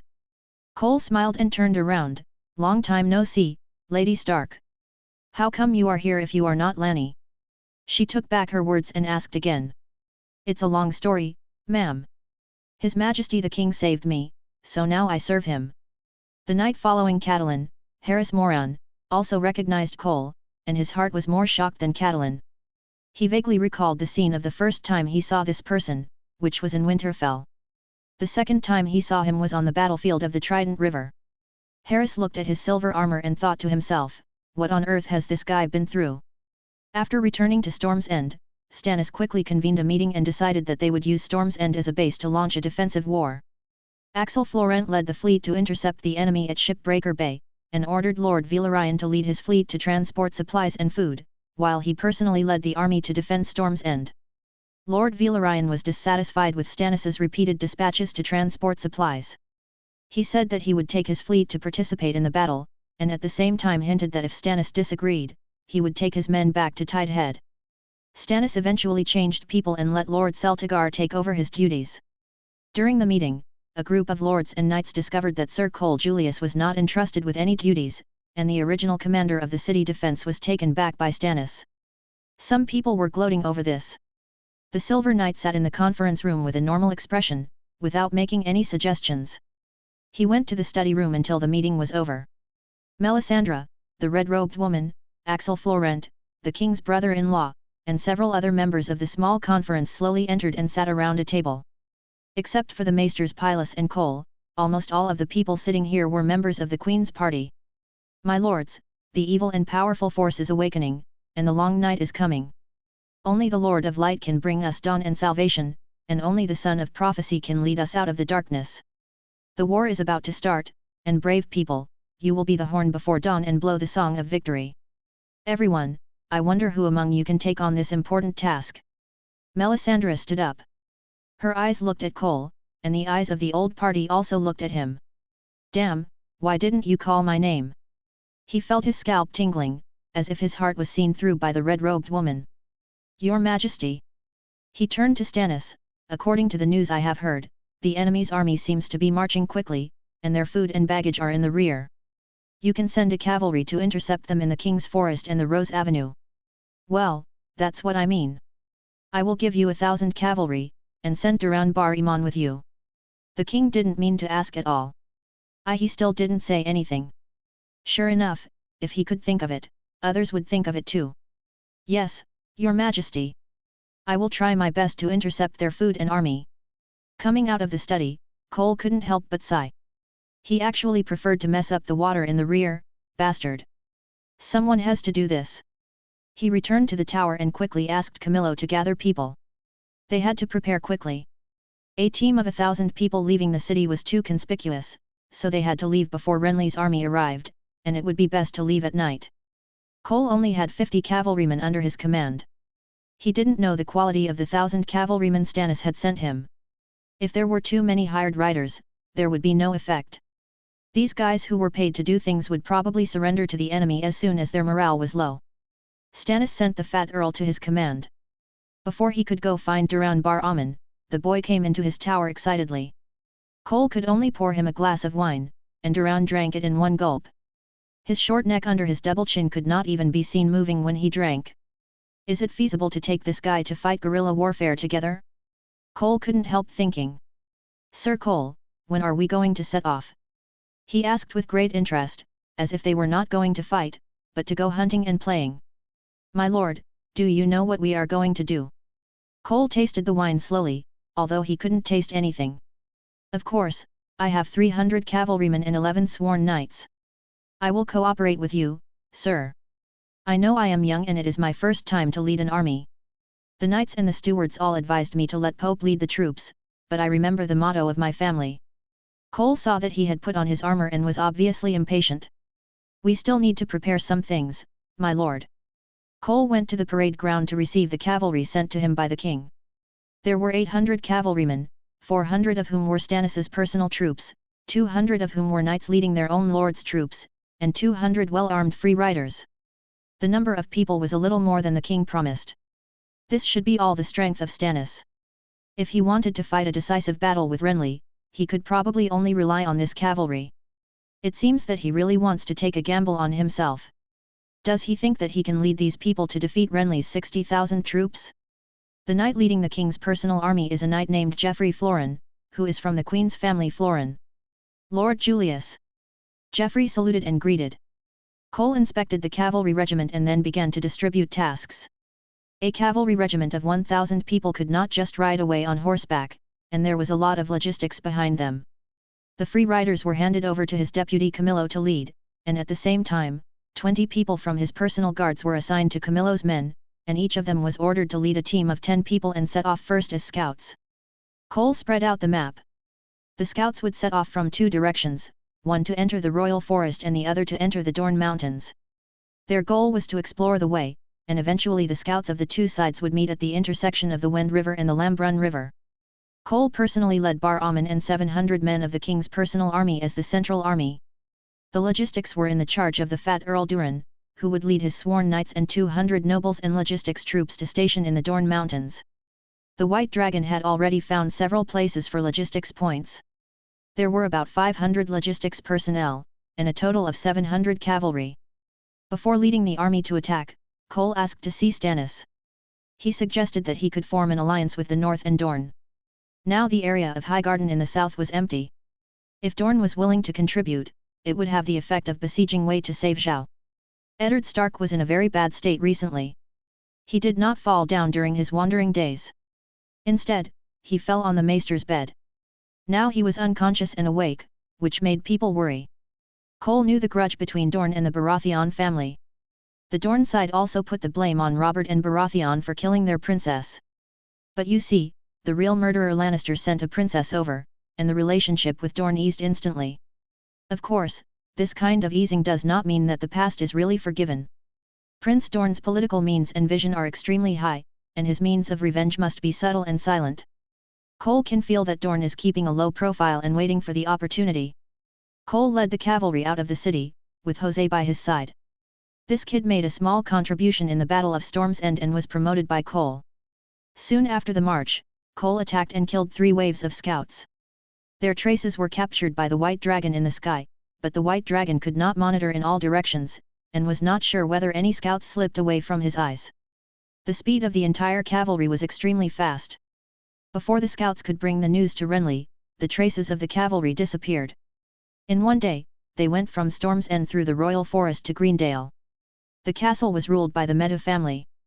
The current head of the family, Baron Meadow, had surrendered to Stannis. He was the deputy of the acting Lord of Storm's End before. After Sir Cortana e Penrose was killed, he quickly knelt down to pledge his allegiance. Baron Elwood Meadow, now under Cole. Cole led his troops to the castle. The castle was connected to a bridge across the Lambourne River. Before the garrison at Bitter Bridge made no movement, Cole planned to station troops here and use the White Dragon to observe the enemy's movements. In the past 2 months, the White Dragon's wings and scales have become stronger and can fly higher. The castle will temporarily provide them with food and grass.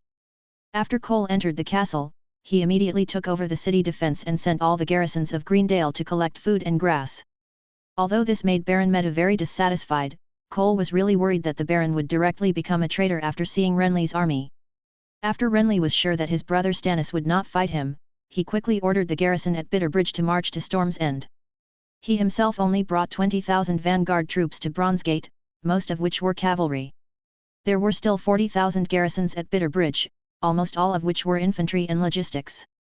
Although the rear army had more people, the combat power was almost concentrated on the 20,000 people Renly took with him. The charge of armoured cavalry against infantry was absolutely crushing. You should know that the so-called infantry here is not the kind of infantry wrapped tightly in armour, with swords hanging from their waists, steel spears in their hands, and javelins on their backs. They are pitchfork farmers who don't even have armour. It is difficult for cavalry to be fully armoured, let alone infantry. The neatly armoured charge in the game is deceptive. It is extremely difficult to arm 100 people, let alone tens of thousands of people. Renly should have about 1,000 armoured cavalry, while Stannis has less than 300 armoured cavalry, and most of them are now given to Cole. Cole then settled in Green Valley City, seemingly no longer paying attention to the earth-shaking war outside, and occasionally sent cavalry to intercept and kill the scouts coming here. He didn't know that he had been scolded to death in Storm's End. Renly attacked the city so peacefully, and no one disturbed him when he cut trees and built equipment. When the city walls of Storm's End were in full swing. On Rose Avenue, a huge convoy began to travel north, with a scale of nearly 10,000. When the leading carriage had reached the middle reaches of the Lambon River, the carriage at the end began to set off from the Bitter Bridge camp. There had been a series of convoys passing by before, and under the escort of the army, all arrived safely in Bronzegate City. A pair of eyes in the sky followed the convoy closely. And in Green Valley City on the other side of the river, a silver-haired figure drew a few crosses on the line on the map. Chapter 72. Sir Florent. Baron Plumdoe called to the captain of the personal guard who was walking towards him. All the king's uniformed cavalry were under his command. Geoffrey Florent, Sir Plumdoe. He had just come out of the tower feeling a little indignant. Sir, we have been staying in the castle for 5 days. I still remember the mission assigned to us by the king, but look. Baron Maido looked into the tower. My soldiers brought news that large numbers of people were walking across the river. But what is our general doing? I have tried to persuade him, but our Lord Julius seems to be too busy. His eyes flashed with disdain. He is busy with his paintings and wine-making. I think he should not be a knight, but a painter. Be a winemaker. Lord Florent. Maido gave him a slight signal to move forward, and the two of them walked to a hidden corner of the castle. Do you think you can win this battle? The Baron asked the knight. Stannis gave him such trust, but what did he do? He occupied the castle and couldn't hold it out, and asked people to collect wine for him. You know the wine that even beggars don't drink. Our Lord Julius also he doesn't refuse anyone who comes, just like his low status, Baron Maido continued. Geoffrey seemed to understand the meaning of his words, frowned and asked, What do you mean? Sir, you have 300 men, and I have 100 men. I think the silver-haired boy doesn't want to serve His Majesty Stannis at all. He is waiting for the army of Highgarden to come and then surrender to the enemy. If we tell our soldiers about this, what do you think they will do? Baron Maydo smiled. Geoffrey looked hesitant. We can do much more with these cavalry in our own hands, Sir Florent. The two of them were walking and talking when suddenly there was a hurried figure in front of them, and the whole castle became restless. Geoffrey stopped a person and asked, "What happened?" "It's a rally order, sir." The man answered him. Geoffrey and Maydo looked at each other, wondering why they would give the assembly order at this time.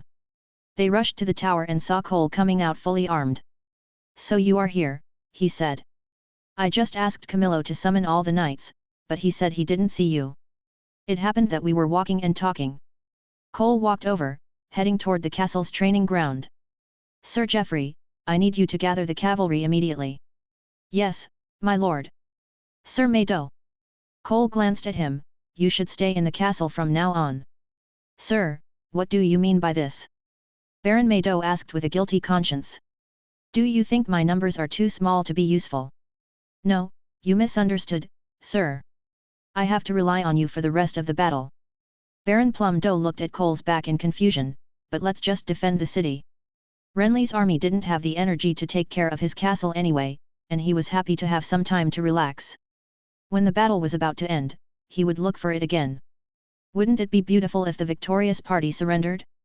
When he walked to the school grounds, Cole looked up at the sky and saw fish-scale clouds. It shouldn't rain tonight. He turned his eyes towards the sky and turned to the school grounds. In this era of frequent wars, the school grounds were almost a necessary building in every castle. It was a wide open space filled with people. Moving around, it looked chaotic, with the neighing of horses and the clash of armor. Cole found his horse in the stable. His guards had been waiting here. Jose and his horses were placed with Cole. More horses were placed outside the city. 900 people and horses gathered together. Inside the castle, this place must be packed tightly. He walked over and stroked the horse's neck. It was a brown male horse with a quite docile temperament. He pulled the horse out of the stable and then got on it. Chiao Se and others quickly gathered around him. "Master Cole." Jose greeted. Cole nodded in response. Jose led the way on horseback, and the cavalry slowly stepped out of the gate of Green Valley City and met up with the brigade outside the city. A whole group of cavalry moved into action, kicking up smoke and chaos. The young Baron Ewood Meadow watched the cavalry disappear at the end of his field of vision. Sir Julius, who kept silent about his plans, was known as the Lenny of the battlefield. In the story, Lenny defrauded Casterly Rock from the Castelli family with only his wits and without using a sword. But Maydo almost knew what he wanted to do. The purpose of leading the cavalry was to harass the enemy on the other side of the river. When he saw the pictures drawn by Cole, for a person who grew up on the Bran River, it really couldn't be more familiar. You can't win a battle with blueprints alone, otherwise why use knights? The person in charge stationed at Bitterbridge is Mace Tyrell, Duke of Highgarden. People jokingly call this Duke Lord the Inflatable Fish. He is the father of Loras Tyrell, the Knight of Flowers, and Marjorie Tyrell, the Rose of Highgarden. During the Usurpers' War, he led an army to besiege Storm's End for a year, which was the battle that made Stannis famous. And now history has followed the same trajectory, with Highgarden again, the Tyrell family again, and the siege of Storm's End Castle again. Did the gods want him to wash away his shame and win for once? But their King Renly didn't seem to want to give him the honor of capturing Storm's End. He was very familiar with that castle. After all, he could vaguely recall that after a year of siege, he clearly saw that the castle was about to be destroyed. The attack was broken, but Stannis was as stubborn as his temper and held on time and time again. He had replayed the battle countless times and had already broken through Storm's End countless times in his mind. He believed that this time he would succeed, but Renly actually asked him to transport food to the rear. The Duke of Mace was no longer the willful age, and the order was given by his son-in-law, the king. He had led the army in battle and knew the importance of food to the army. When they besieged Storm's End, they wanted to wait for Stannis to run out of food and then surrender. "My lord, isn't it too risky for us to transport the baggage and siege equipment together?" Sir Foltimo Crane said to the Duke. "Now the army in the south is here, where can the enemy come from?" The Duke of Mace looked unconcerned.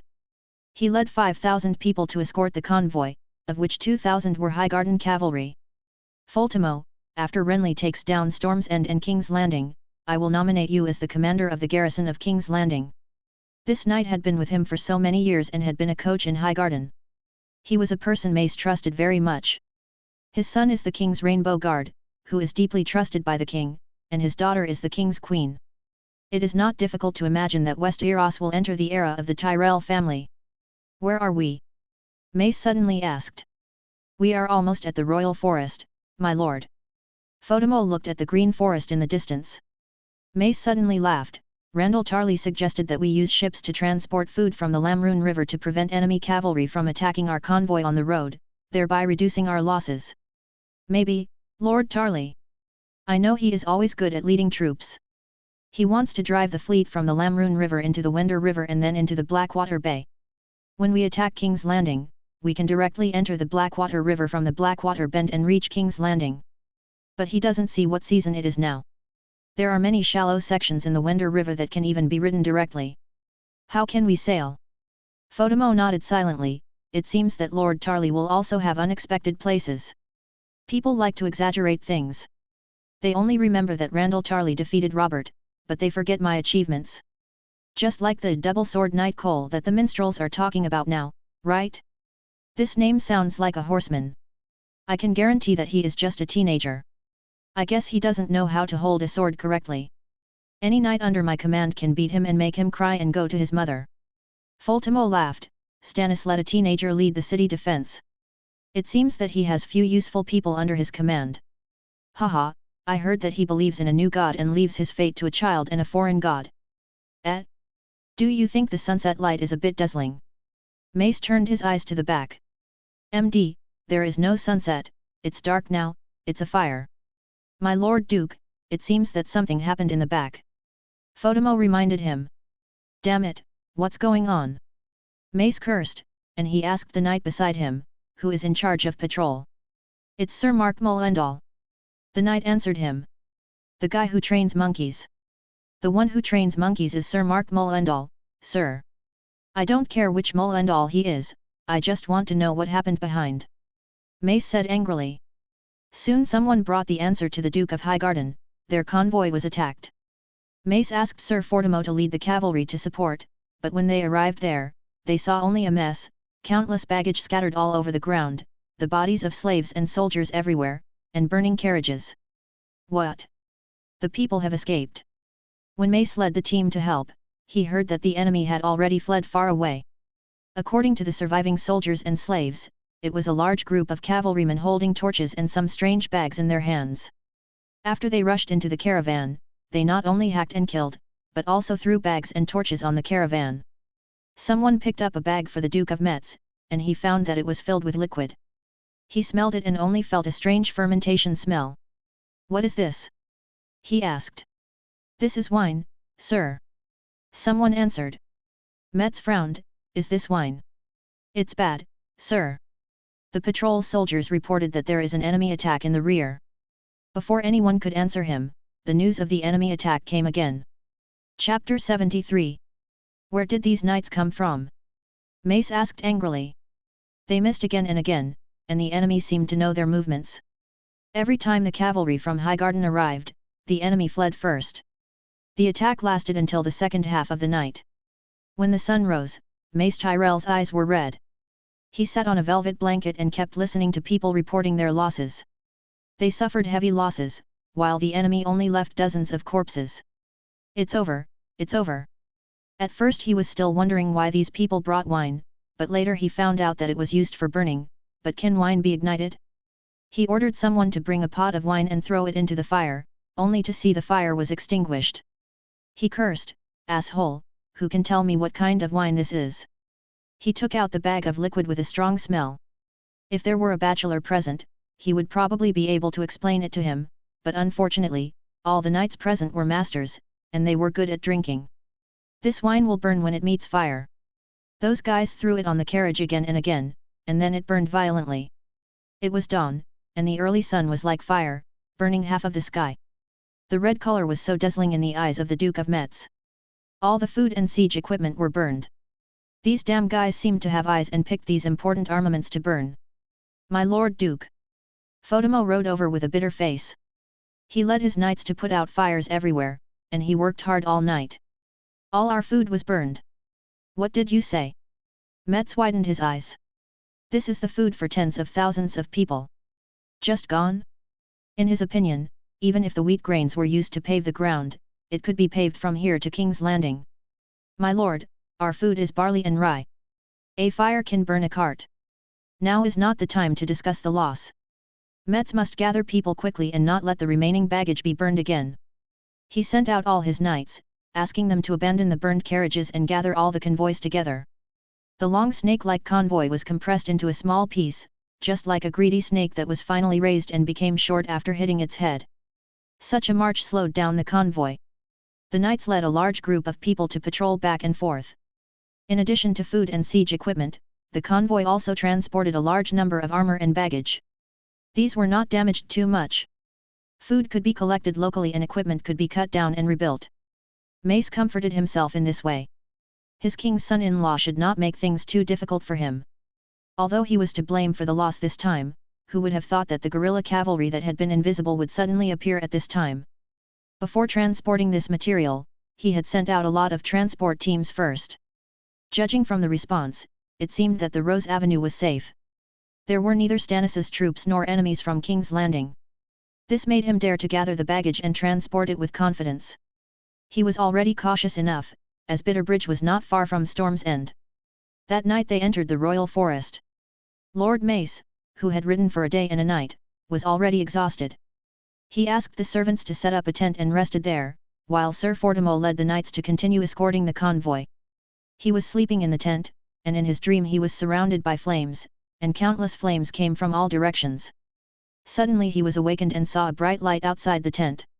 The Duke of Mace jumped out of bed and walked out of the tent in a velvet robe. At this time, the servant rushed into the tent and bumped into him. The Duke cursed, "Why are you in such a hurry?" "My lord, fire! Fire!" The servant hesitated for a long time and couldn't say it clearly. The Duke of Mace pushed him away and walked out of the tent. Instantly, his eyes widened, and he collapsed to the ground with a plop. In front of him was an endless flame, which shot up into the sky, illuminating the whole world like the sun. A knight rode his horse and hurried over. "Lord Tyrell, our caravan was attacked." Mace walked over in anger and grabbed the knight and pulled him down. "Why was it attacked? Didn't I ask Fortimo to be prepared?" They first sent a large number of cavalry to harass, and Sir Fortimo led a large group of people to chase them. Mace knew the result without thinking. Stupid, this damn idiot, why did he fall for such an obvious scam? Mace gritted his teeth in hatred. "Lord Duke, let's go quickly, the flames are burning here." The knight was still admonishing. Duke Mace shouted to his servants to bring the horses, and he didn't even have time to put on his armor. Under the protection of a team of cavalry, he evacuated towards the Bitter Bridge. Sir Fortimo led a large group of Highgarden cavalry to chase the troops in front. Did they think they could launch another sneak attack? That was too much of an underestimation of Fortimo Klein. This cavalry had about 500 people and was well armored. They seemed to be no ordinary people, but the advantage was still mine. When they were about to catch up, someone shouted, "Look behind, look behind." There was a fire in the back, and Sir Fortimo turned around suddenly. It was their convoy. He was startled and thought to himself that it was bad. He was deceived. In order to chase this cavalry, he brought out almost all the cavalry, but there were at least 2,000 infantry. How could they be attacked so easily? "Sir, should we continue to pursue?" The knight beside him asked him. Fodim looked at the flames behind him, which were like a monstrous beast. His lips were almost bitten to bleed. He squeezed out a word from between his teeth. "Chase." Destroying this cavalry was his chance to make up for his mistakes. He had served the Tyrell family for many years, and even if he had no merit, he had worked hard. It seems that Lord Julius succeeded. The cavalrymen who fled in front also saw the sea of fire behind them. Such a huge flame was incredible. Now this cavalry was led by Sir Geoffrey, who was leading his men into the royal forest. This time he really saw the means of this lord. It's not necessarily superb, but it seems that every move of the enemy is under his eyes. Last night, he charged in front alone, and Geoffrey followed behind. Geoffrey was always worried about the enemy's reinforcements, but they just kept weaving in and out of the enemy's convoys and couldn't see the enemy's knights. He was not foolish enough to think that the Highgarden knights would let them burn their food so wantonly. When they buried the wine barrels in the bushes this morning, he was still confused, but now his mind was clear. The cavalry rushed to a river bank where there was a wooden bridge. Geoffrey had someone throw a fire on the bridge after crossing it. Instantly, a ball of fire surged up, blocking the cavalry on the other side of the river. The Highgarden knights could only stand on the river bank and watch the enemy rush into the mountains and forests. They were so frustrated that they lost miserably without even fighting a battle. Chapter 74. Father, you just came back like this. Garland Tyrell, who was stationed at Bitter Bridge, asked his father, the Duke of Mace. Sir Garland Tyrell is the second son of the Rose family. While his father Mace was transporting grain, he was responsible for guarding Bitter Bridge. The episode was deleted. But last night, the Duke of Mace led a team of cavalry back to Bitter Bridge in disgrace, and also brought a very bad news that all their baggage was burned. Garland sighed silently and complained about his father's inaction in his heart. Mace looked at his second son putting on armor, and he couldn't help asking, "Why are you wearing armor?" "I'll take people to take a look. It's best to get some things back. Otherwise, how can we explain to the king and my younger brother, father?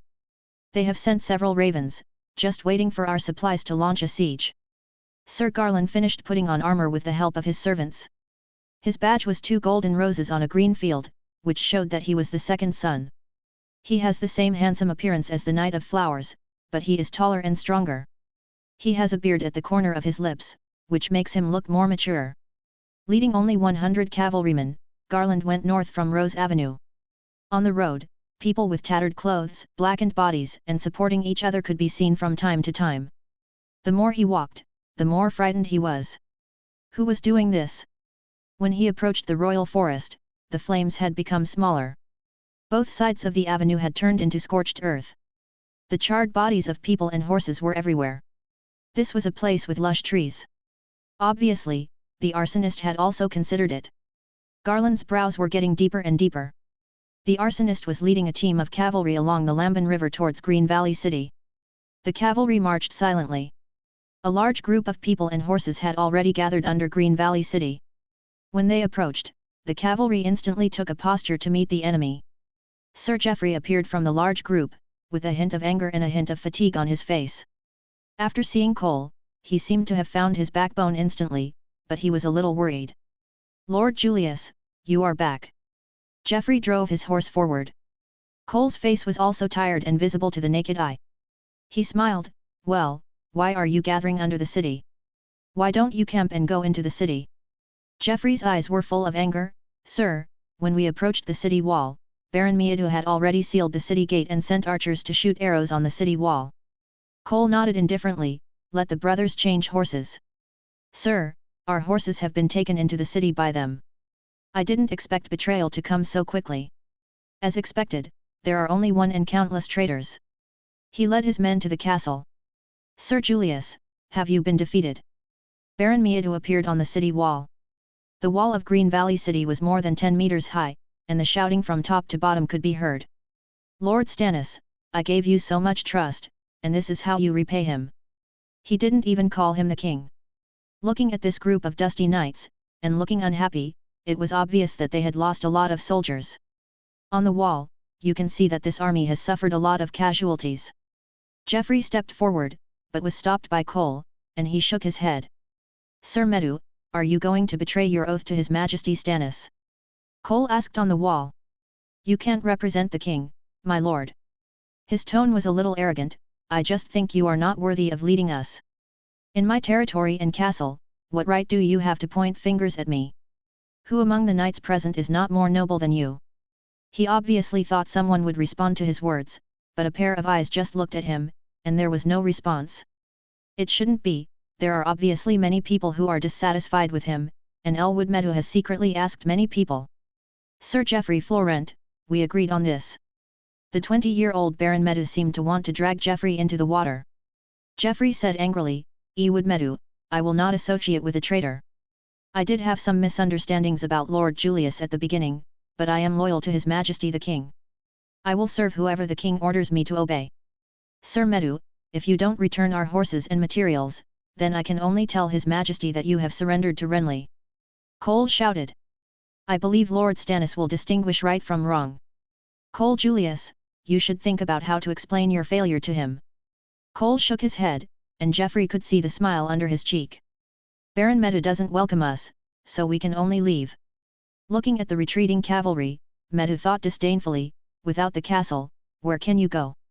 Now the entire southern border is Renly's people, and no one dares to take in Stannis's generals. Yes, no one dared to take in this cavalry, but he, Elwood Meadow, took it in, and the people of Highgarden knew about it. A few days later, a Highgarden army surrounded Green Valley City, catching Baron Meadow off guard. The angry Highgarden people came with great force, and they hated this traitor in their family to the bone. Yes, his Meadow family has always been a vassal of Highgarden. Only then did he know that the cavalry led by Cole did not fail, but instead burned all the food and grass of Highgarden. The Highgarden people were full of anger, and now they vented it all on Green Valley City. Cole really didn't think of occupying the castle to meet the enemy. He just wanted his generals to change horses and go to the Dorne Mountains. Our little fat Earl had already set up a base here with his men. The Dorne Mountains will be their hiding place for the next period of time. Not being able to change horses slowed down their march. Fortunately, the Highgardeners thought they had entered the castle of Greendale. When the Highgardeners broke through the castle, they did see a lot of horses. Baron Meadow was sent to Storm's End as a criminal. Now that the culprit has been caught, Mace Tyrell can also give an explanation to the king. Although the culprit has been denying it. When Cole led his troops to the base, the little fat Earl Duran Bar Emmon greeted them. He wrote a letter and had it delivered to Storm's End. Although Renly's army has surrounded the castle, the waterway is still in Stannis's hands. The news was also passed to the two deer. Naturally, the people of Storm's End were excited, which undoubtedly greatly relieved their pressure. On Renly's side, all the lords were silent. They had all their preparations complete, waiting for the food and baggage to arrive, so that they could launch a strong attack on Storm's End, but something went wrong at this most critical stage. The moment the army set out, they could no longer treat them as serfs. If they thought that their status and military power could still deter these people, they would be wrong. Without food, they would face serious problems. Soldiers' defection was acceptable, but rebellion would be bad. Chapter 75. The light and rhythm are like a bride's veil covering half of the mountains and seas. Oh, sorry, the brides in Westeros don't need red veils, but only when he is alone will he remember that he is a time traveler. After all, that was a memory from 16 or 17 years ago. On the top of the rock, you can see the sunset slowly sinking under the horizon of the sea. I miss that world because it was once sparse and ordinary, but it is like heaven here. Lord Cole, you are so amazing. At some point, a little fat man appeared behind him, and he came slowly with a look of admiration.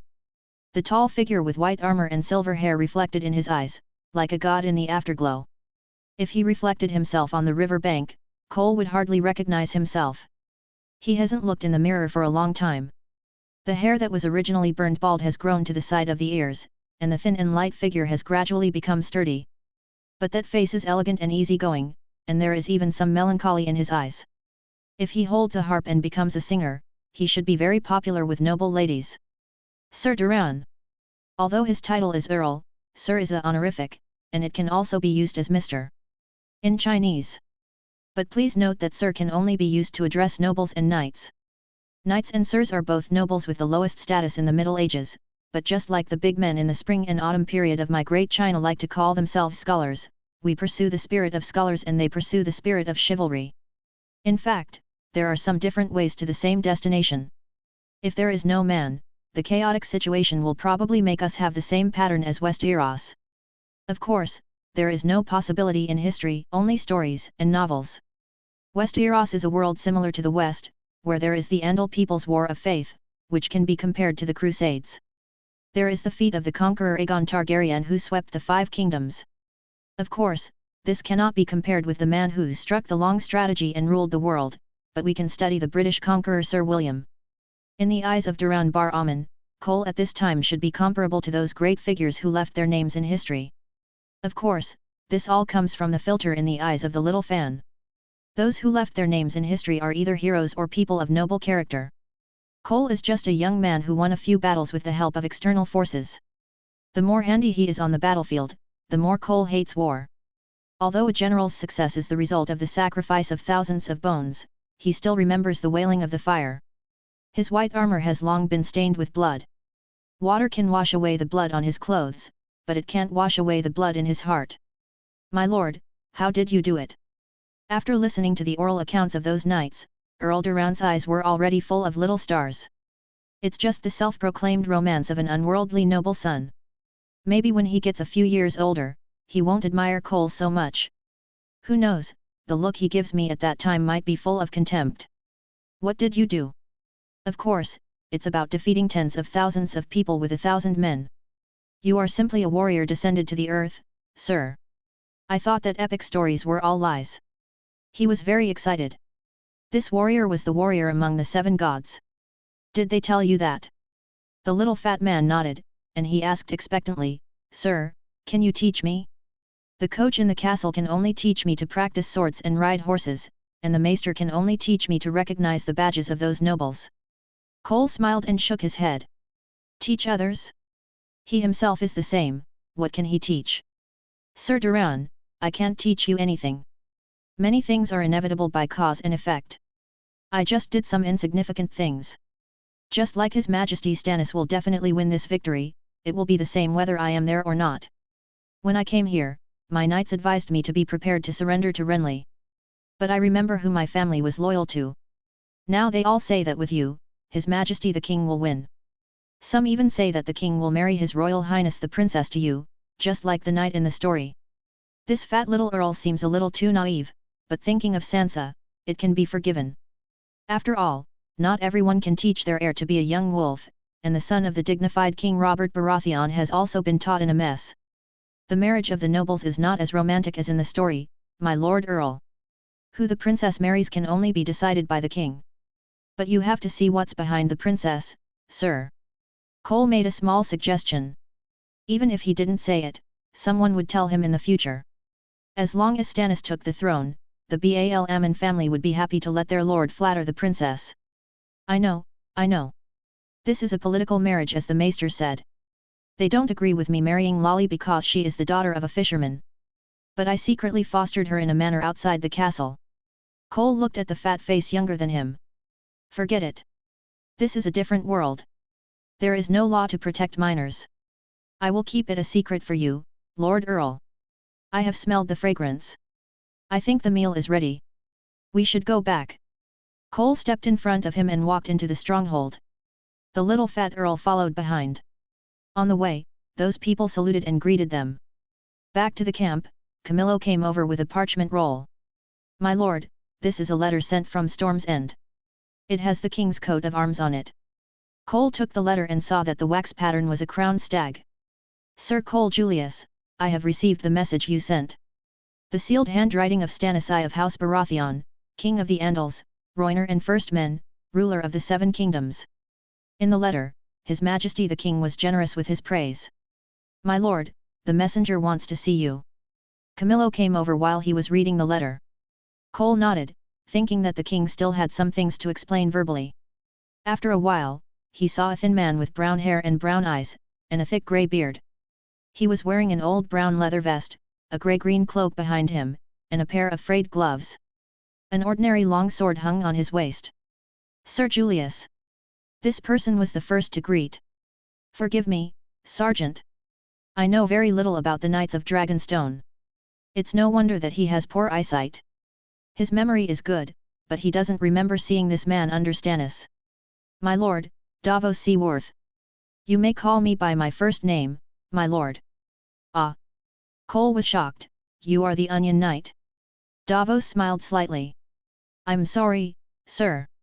Forgive me for being blind, but I didn't recognize your family crest.